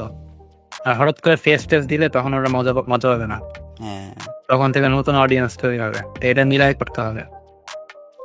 মিক্স করে দিলাম, বাট তারপরেও মনে হচ্ছে যে একটু এখানে আমাকে একটু সাজেশন দেন, কারণ আমি কোনো ভিডিও হয়ে যাচ্ছে যে সবটাই পুরো ফেস ক্যাম, মাঝখানে একটু এডিট, আর কোনোটা হয়ে যাচ্ছে একদম পুরোটাই দেখা যাচ্ছে without face cam. But without face cam গুলোই চলতেছে বেশি। আমি ফেস ক্যাম বানানোর একটু মোটিভেশন কম পাচ্ছি, কারণ ফেস ক্যাম বানাতে একে তো ঝামেলা, তারপর আমার একটু অন্যরকম লাগে যে মানুষজন দেখতেছে এটি। আর বুঝেনি তো যে মানুষজন একটা ফল্ট পাইলেই যখন আপনি একটু বড় হবে, চ্যানেল একটু বড় হবে, তখন হিটার্সও গ্রো করে। তো কোনো ফল্ট পাইলে দেখা যাচ্ছে ওইটা নিয়ে বিভিন্ন জায়গায় কথা বলে। এখন এক্ষেত্রে কয়েকটা জিনিস করা যায়। সেটা হলো তোমার অনেক ইয়ারা আছে থাম্বনেলে ছবি দিয়ে দেয় নিজের, হ্যাঁ, হ্যাঁ। এখন তুমি যদি প্রপার ওইভাবে অডিয়েন্স বিল্ড করতে চাও, হুম, হুম। তখন তোমার থাম্বনেলে তোমার ছবি দিবা, মানে ফেস ক্যামেরা, হুম, হুম। জানি তোমার ছবি দেখে বুঝতে পারে যে তুমি ভিডিও ছাড়ছো। হুম। কারণ সামনে স্ক্রল করলে তো চলে যায়, কিন্তু যখন দেখবে তোমার ছবি তখন বুঝতে পারবে যে তোমার ভিডিও। আচ্ছা। তো এখানে যারা তোমার ওইভাবে তোমার ঢুকতে পারে, হুম, হুম। আর ঢুকবে। কিন্তু তোমার আরেকটা জিনিস হলো, যেহেতু তো কি বলে ফেস ক্যাম ছাড়া ভিডিওতে মানুষ বেশি দেখে, হুম, হুম। তাহলে অবভিয়াসলি ওটা থাম্বনেলটা তোমার সেরকম হয়, টাইটেল সেরকম হয়, হুম, এই জন্য মানুষ এটা দেখে হুম, হুম। এবং পরবর্তীতে ভিডিওটাও ভালো হয়, এই জন্য কন্টিনিউ করে। তো এখানে আরেকটা ট্রিক আছে, সেটা আরেকটা ট্রিক বলবো কিনা, মানে আমি যতটুকু মনে করি হুম, সেটা হলো, জি। থাম্বনেলে তোমার ছবি দিবা না, আচ্ছা। থাম্বনেলে ছবি দিবা না, থাম্বনেলে সেই রকম ভাবে বানাবা। হুম, প্রথম 1-2 মিনিট তুমি তোমার ভিডিও দিবা না, আ প্রথম 1-2 মিনিট তুমি রেগুলার স্টাইলে বানাবা, হুম, মাঝখানে ছোট ছোট তোমার ক্লিপ দিবা, আ মানে ছোট ছোট ক্লিপ দেবা। এখান থেকে আস্তে আস্তে ওরা অভ্যস্ত হবে ও যে এটা হলো একটা জিনিস। আরেকটা জিনিস হলো তোমার, তুমি যদি ওইভাবে না করতে চাও, তুমি যদি চাও যে লং ভিডিও গুলা হুম, ফেস ক্যাম ছাড়া বানাবো, আমি শর্টসে ফোকাস করি, শর্টসে ফেস ক্যাম দিয়ে বানাবো, হুম, হুম। তখন তোমার ওই রকম অডিয়েন্স বিল হবে। শর্টস এর জন্য তোমার আলাদা এক প্রকার অডিয়েন্স, ইয়াতে ইয়াতে হলো লং ফর্মে ওইরকম। তাই দুই ভাবে চলবে, দুই দিক দিয়ে। আ এটা হলো এই আরেকটা এটা এটা মানে আমার কাছে মনে হয় যে এটা কার্যকর হবে। হুম। আগে তো আমার তো ক্লিপস এডিট করে অভ্যস্ত। একটা ক্লিপসকে হ্যাঁ। কতভাবে এডিট করা যায় এটা আমি জানি। বাট আমার ফেসকে হুম, আমি কিভাবে এডিট করব? আরেকটা প্রবলেম হচ্ছে এডিটিং। ঠিক আছে? হুম। আপনি আমার কি রিসেন্ট কোনো ভিডিও দেখছেন কি? হ্যাঁ, দেখেছে। লাস্ট এই যে আমার যে ক্রিকেট নিয়ে যে একটা ভিডিও বানাইছি, ওটা যদি আপনি হুম। দেখেন যে আমার ফেস মানে আমার যে ভিডিও প্রেজেন্টেশনটা এটা আগের থেকে একটু বেটার হইছে। কিন্তু এডিটিংটা কিভাবে করব আমি একটু মানে বুঝে পাচ্ছি না। এডিটিং এ আমার মনে হয় ফেস ক্যাম গুলোর ক্ষেত্রে হুম, তুমি মানে আঁকানোর কিছু রেফারেন্স নিতে পারো।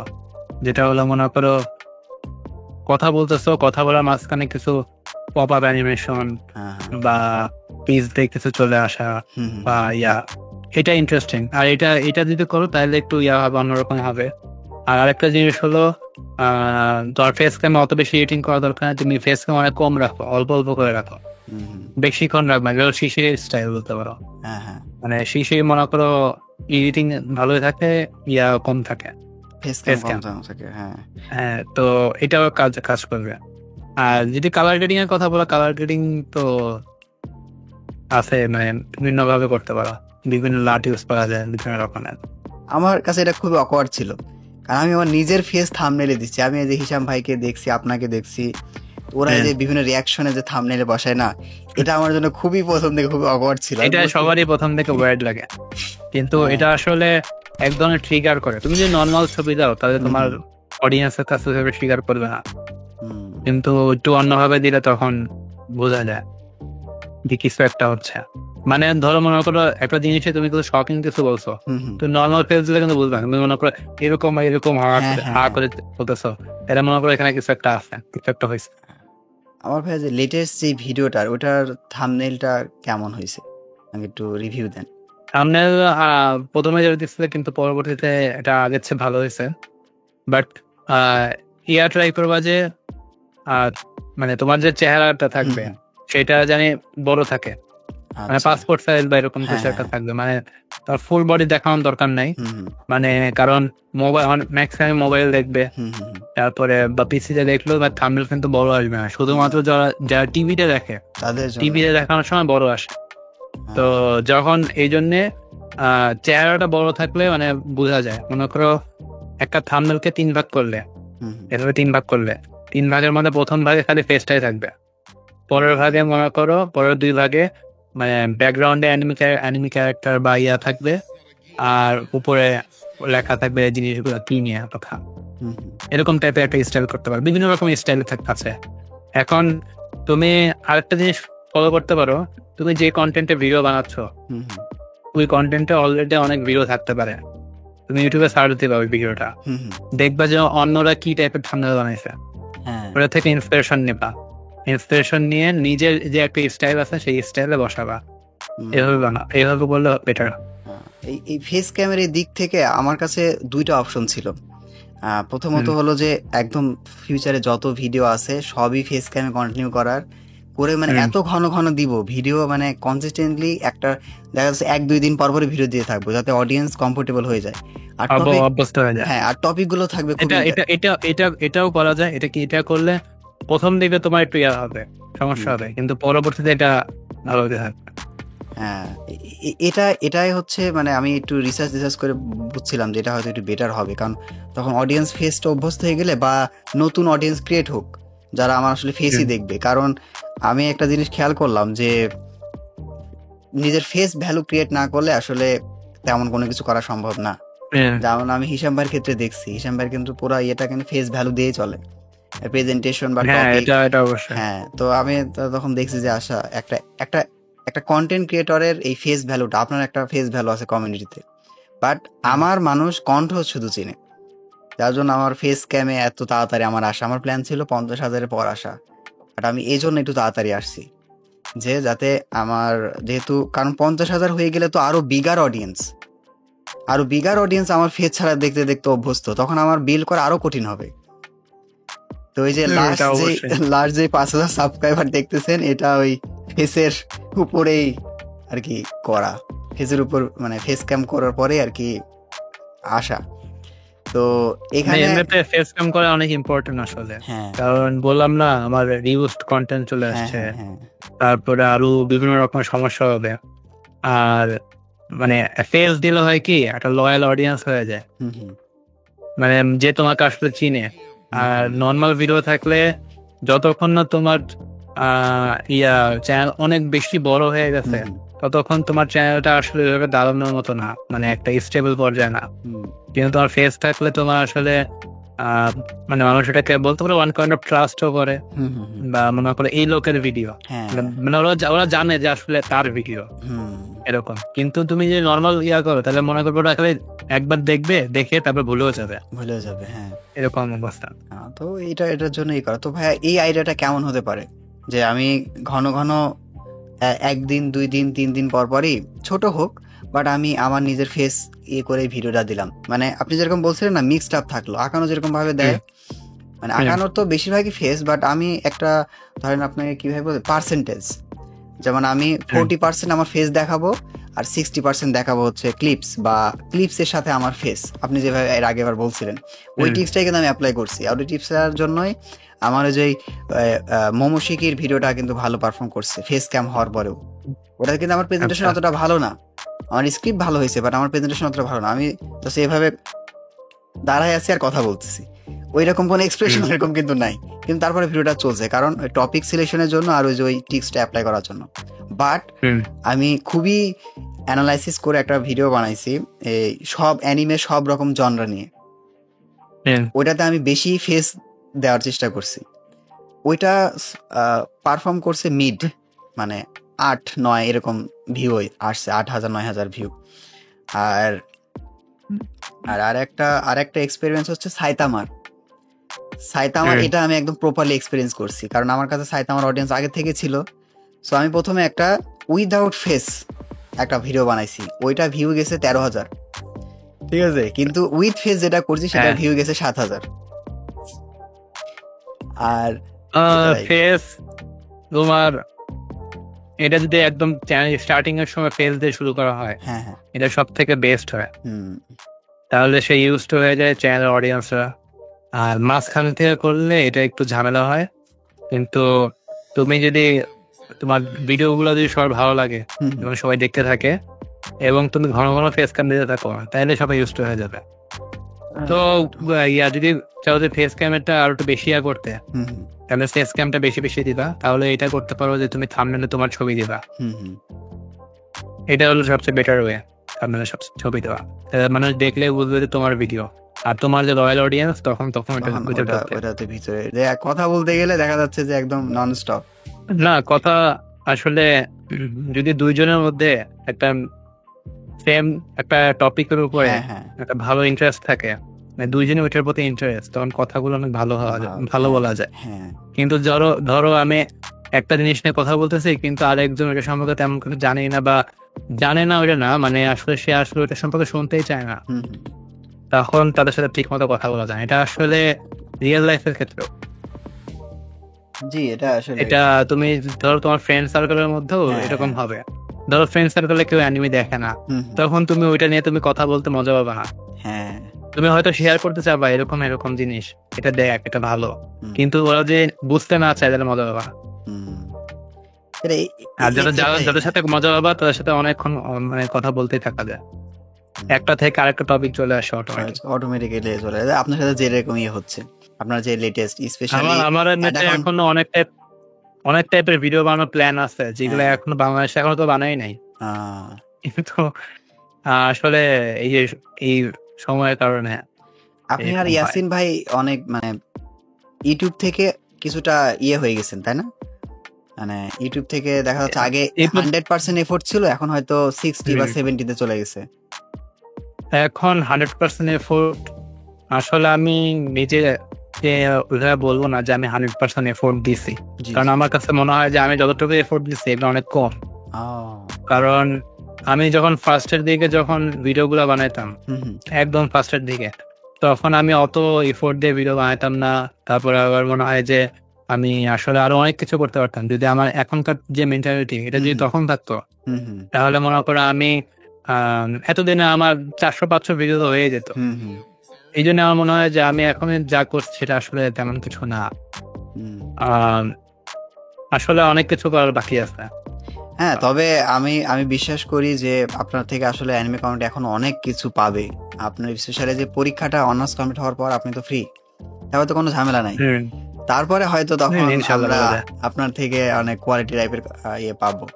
আর আমার ইচ্ছা আছে, আমার আসলে ১ম দিকে ইচ্ছা ছিল মানে যখন আমি আপনাদের সাথে পরিচয় হই, তখন আমার ১ম দিকে এরকম ইচ্ছা ছিল যে করব। যে সবার সাথে আমি নিজে একটা মানে সবার থেকে পরামর্শ নেব। স্পেশালি আপনার থেকে আর ইয়াসিন ভাইয়ের থেকে।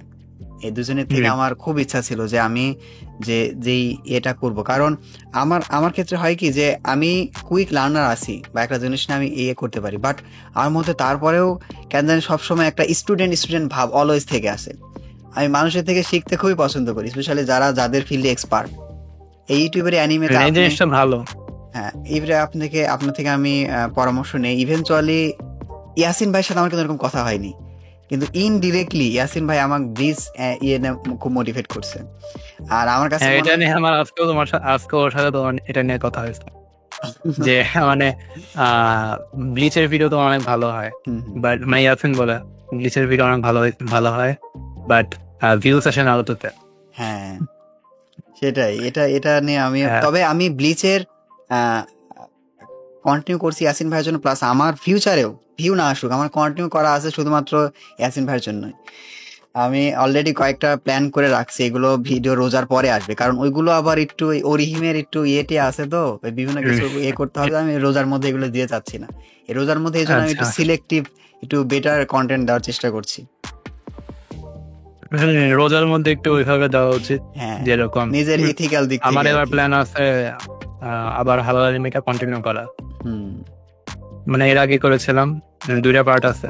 হালাল আবার অ্যানিমের করা। তো আপনার থেকেই মানে শুরু। ওই যে এরকম যে মিমস এর এই আপনার হালাল বিষয়টা। এনিমি। হ্যাঁ, হ্যাঁ।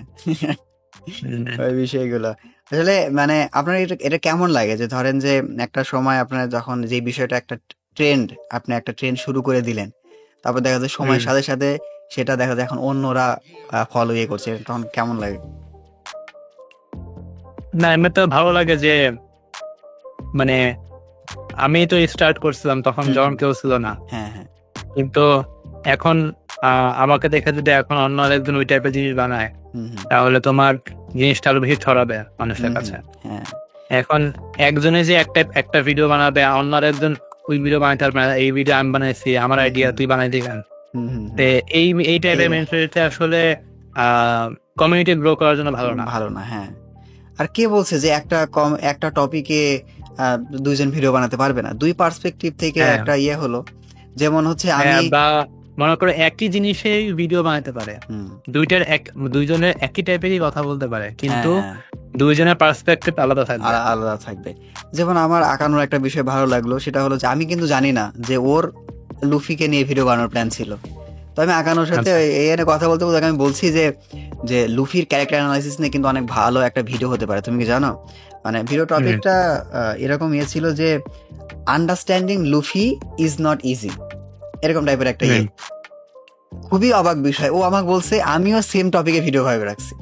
তারপর আমরা দুজনে খুশি, তাহলে তুমিও বানাও, ঠিক আছে ভাই আপনিও বানান, এ করে আমি আরো হ্যাঁ। বললাম যে কখন বানাবো বলবা, একসাথে দেবো নি, দেখি কেমন হয়। তো এখন এটা থেকে আরো ভালো বোঝা যায় যে আমি যে ইনফরমেশন গুলো দিচ্ছি হুম হুম ওইখান থেকে যে অন্য কেউ যখন বানাবে তখন হুম, ওইখান থেকে আরো কিছু ইনফরমেশন উঠে আসতে পারে। হ্যাঁ এখন দুইজন এরকম টাইপের ভিডিও বানাইছে, একজন একটা ইনফরমেশন দিছে আরেকজন আরেকটা ইনফরমেশন দিছে।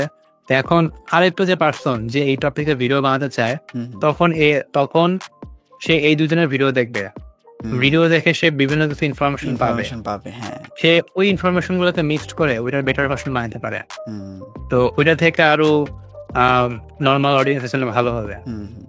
আর এভাবে কিন্তু কোয়ালিটি অডিয়েন্সও বিল্ড হবে, আর অডিয়েন্স হুম গুলো আস্তে আস্তে বুঝবে। সো আমরা বাংলাদেশের ফিউচার, মানে অ্যানিমে কমিউনিটির ফিউচার নিয়ে কথা বলতে বলতে অনেক দূর চলে গেলাম। তা হ্যাঁ আমাদের কমিউনিটিতে বেশ কিছু ইয়াং অ্যানিমে ইউটিউবার আছে, ইনক্লুডিং মি। আমি নিজেকে ইয়াংই হুম, বলি, কারণ আমি ওদের থেকে বড় হলেও আমি রিসেন্টলি শুরু করছি, ওদের এক্সপিরিয়েন্সের দিক হ্যাঁ থেকে বলা যায়। ইয়াংই। তো আমাদের জন্য আপনার কিছু পরামর্শ থাকলে আমাদেরকে দেন। পরামর্শ থাকলে মানে জিনিসটা এটাই বলবো যে অনেক মানুষ আছে যারা এই ইয়েতে ঢুকে, হুম হুম কিন্তু অনেক মানুষ বেশি দিন কন্টিনিউ না করে ছেড়ে দেয়, হুম, কারণ এটার মধ্যে তেমন কিছু পায় না। হ্যাঁ, তারপরে মনে করো মানে সবার প্রথম মেন টার্গেট থাকে এটা থেকে আমি লাখ লাখ টাকা ইনকাম, হুম হুম হুম, কিন্তু যারা এই মেন্টালিটি নিয়ে ঢুকে তারা আসলে পারে না। হ্যাঁ, কিন্তু যারা আসলে মানে নিজের একটা বলতে পারো একটা কমিউনিটি বানাতে চায়, হুম হুম, যে আমার একটা কমিউনিটি মানে আমার সাবস্ক্রাইবার হলো আমার কমিউনিটি, কমিউনিটি, হ্যাঁ, আমার সাবস্ক্রাইবার আমার ভিডিও দেখে, এবং আমি যে ভিডিওগুলো বানাই সেই ভিডিওগুলো আরো অনেক মানুষ দেখবে, হুম তারপরে মানুষদের অনেক কিছু জানাবে বা এরকম এরকম মেন্টালিটি নিয়ে যদি আসো, হুম আর আস্তে আস্তে যখন বড় হবা, অলরেডি তো বড় হচ্ছেই, হুম হুম, আর এটা যদি কন্টিনিউ করতে থাকে তাহলে সামনে আরো বড় হবে। আসলে জিনিসটা হলো ধরে রাখতে হবে, জি। ধরে রাখা জিনিসটা হলো সবচেয়ে বেশি ইম্পর্টেন্ট। যেরকম ধরো আমিও এখনো ট্রাই করে যাচ্ছি ধরে রাখার, হুম হুম এই জন্য এখন পর্যন্ত কোনো রকম আছে। হুম কিন্তু তোমার মনে করো ধরো আমি কয়দিন পর যদি হালকা ছেড়ে দিই, হুম তখন দেখবা যে মানে যা তাই মানে আমি তেমন কিছু আসলে আমি যদি ছেড়ে দিই তার মানে আমি এটাতে সাকসেসফুল হয় নাই, হুম। কিন্তু আর আমি আর যদি অনেকে ধরে রাখতে পারি তার মানে ডিমোটিভেটও সাকসেসফুল হয়ে আমি। যাবে। আপনি দেখা যাচ্ছে যে আপনি যদি ছেড়ে দেন, অনেকে কিন্তু ডিমোটিভেটও হয়ে যাবে, ভাববে যে এখন হয়ে গেছে। তো এটার জন্য হলেও, বাট আমি অবাক হলাম ভাই আপনার কথা শুনে যে আপনি কিন্তু ওরকম এফোর্ট দেননি, আপনি যেটা বললেন। তারপরেও হ্যাঁ কিন্তু মোটামুটি একটা ওয়ান পিসের বা নারুতোর একটা ভালো কমিউনিটি কিন্তু গ্রো হয়েছে আপনার এতে। তাহলে আপনি যদি এফোর্ট দেন, বলা যায়। আমার কাছে মনে হয় যে এটা আরো এফেক্টিভ হবে, আমাদের কমিউনিটি আরো গ্রো হয়ে যাবে। তো এই এই যে আমার, যেরকম এফোর্ট এর কথা যেটা বললাম, জি, আমি এফোর্ট দেই নাই, সেটা হলো আমি নারুতো নিয়ে ভিডিও বানাইছি, হুম পুরা মানে ভিডিও বানাইছি। হুম হুম এখন যদি বলো যে আমার বড় মিস্টেক গুলোর মধ্যে একটা, হুম হুম, সেটা হলো আমি এই নারুতো নিয়ে আরো অনেক ভিডিও বানাই নাই।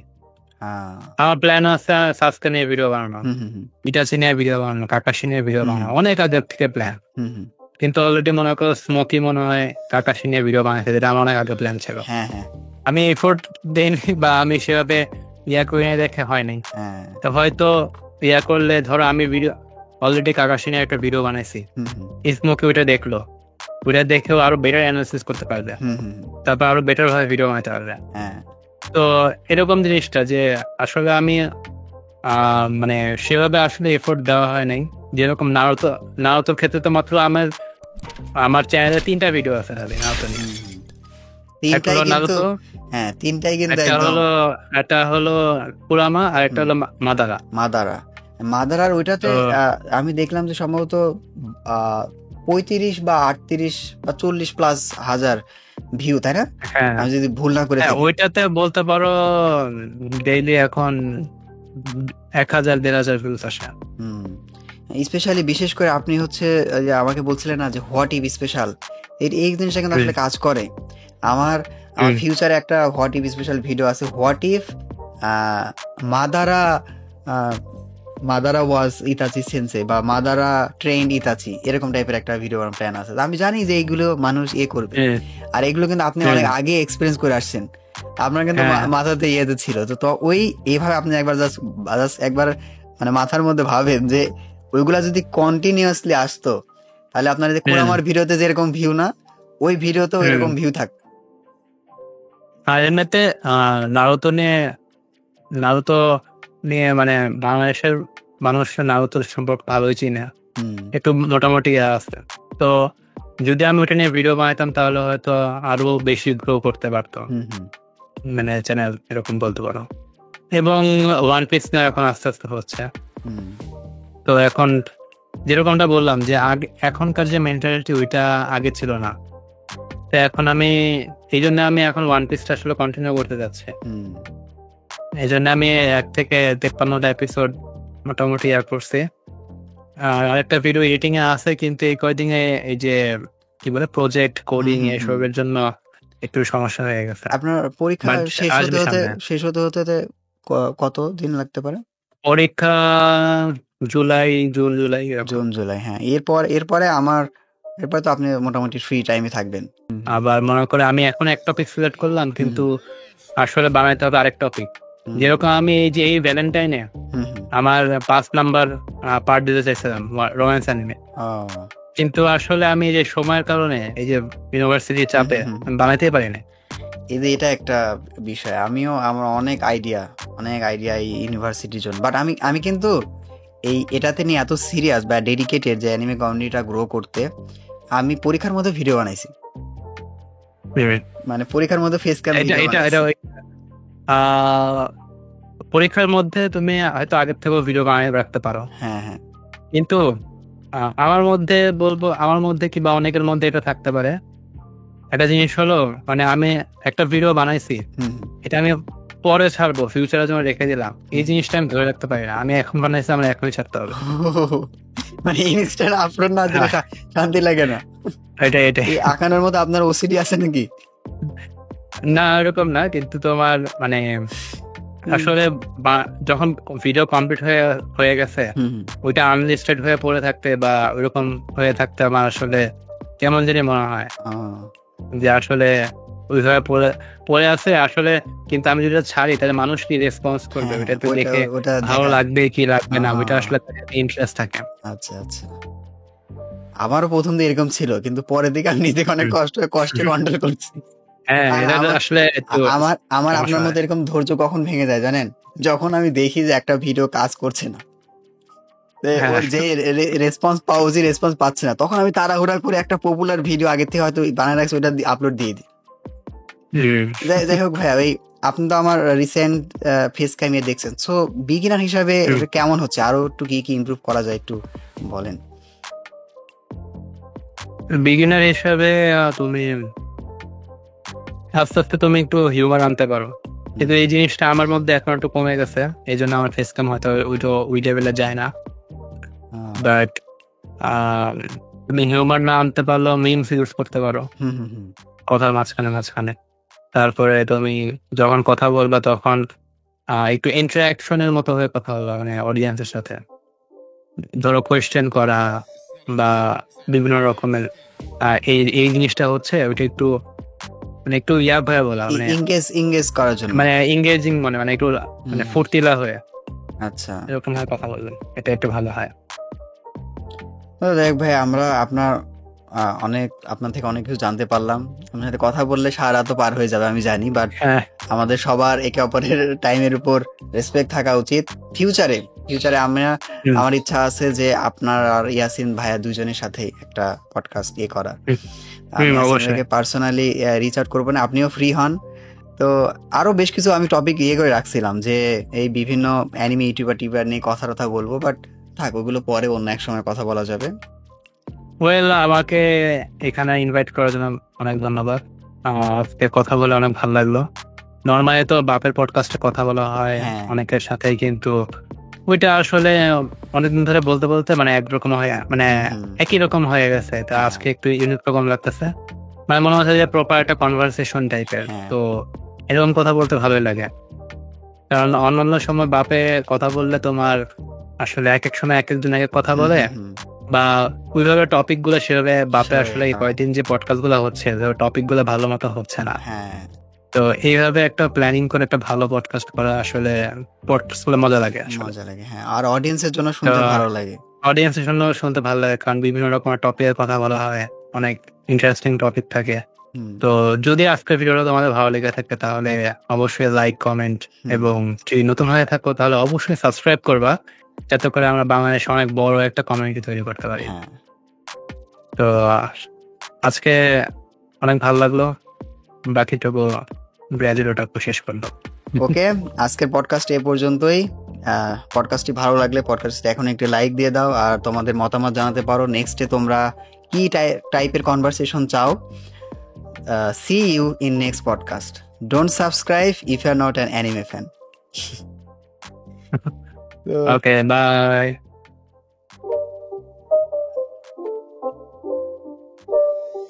It's not a game, it's a rich thing.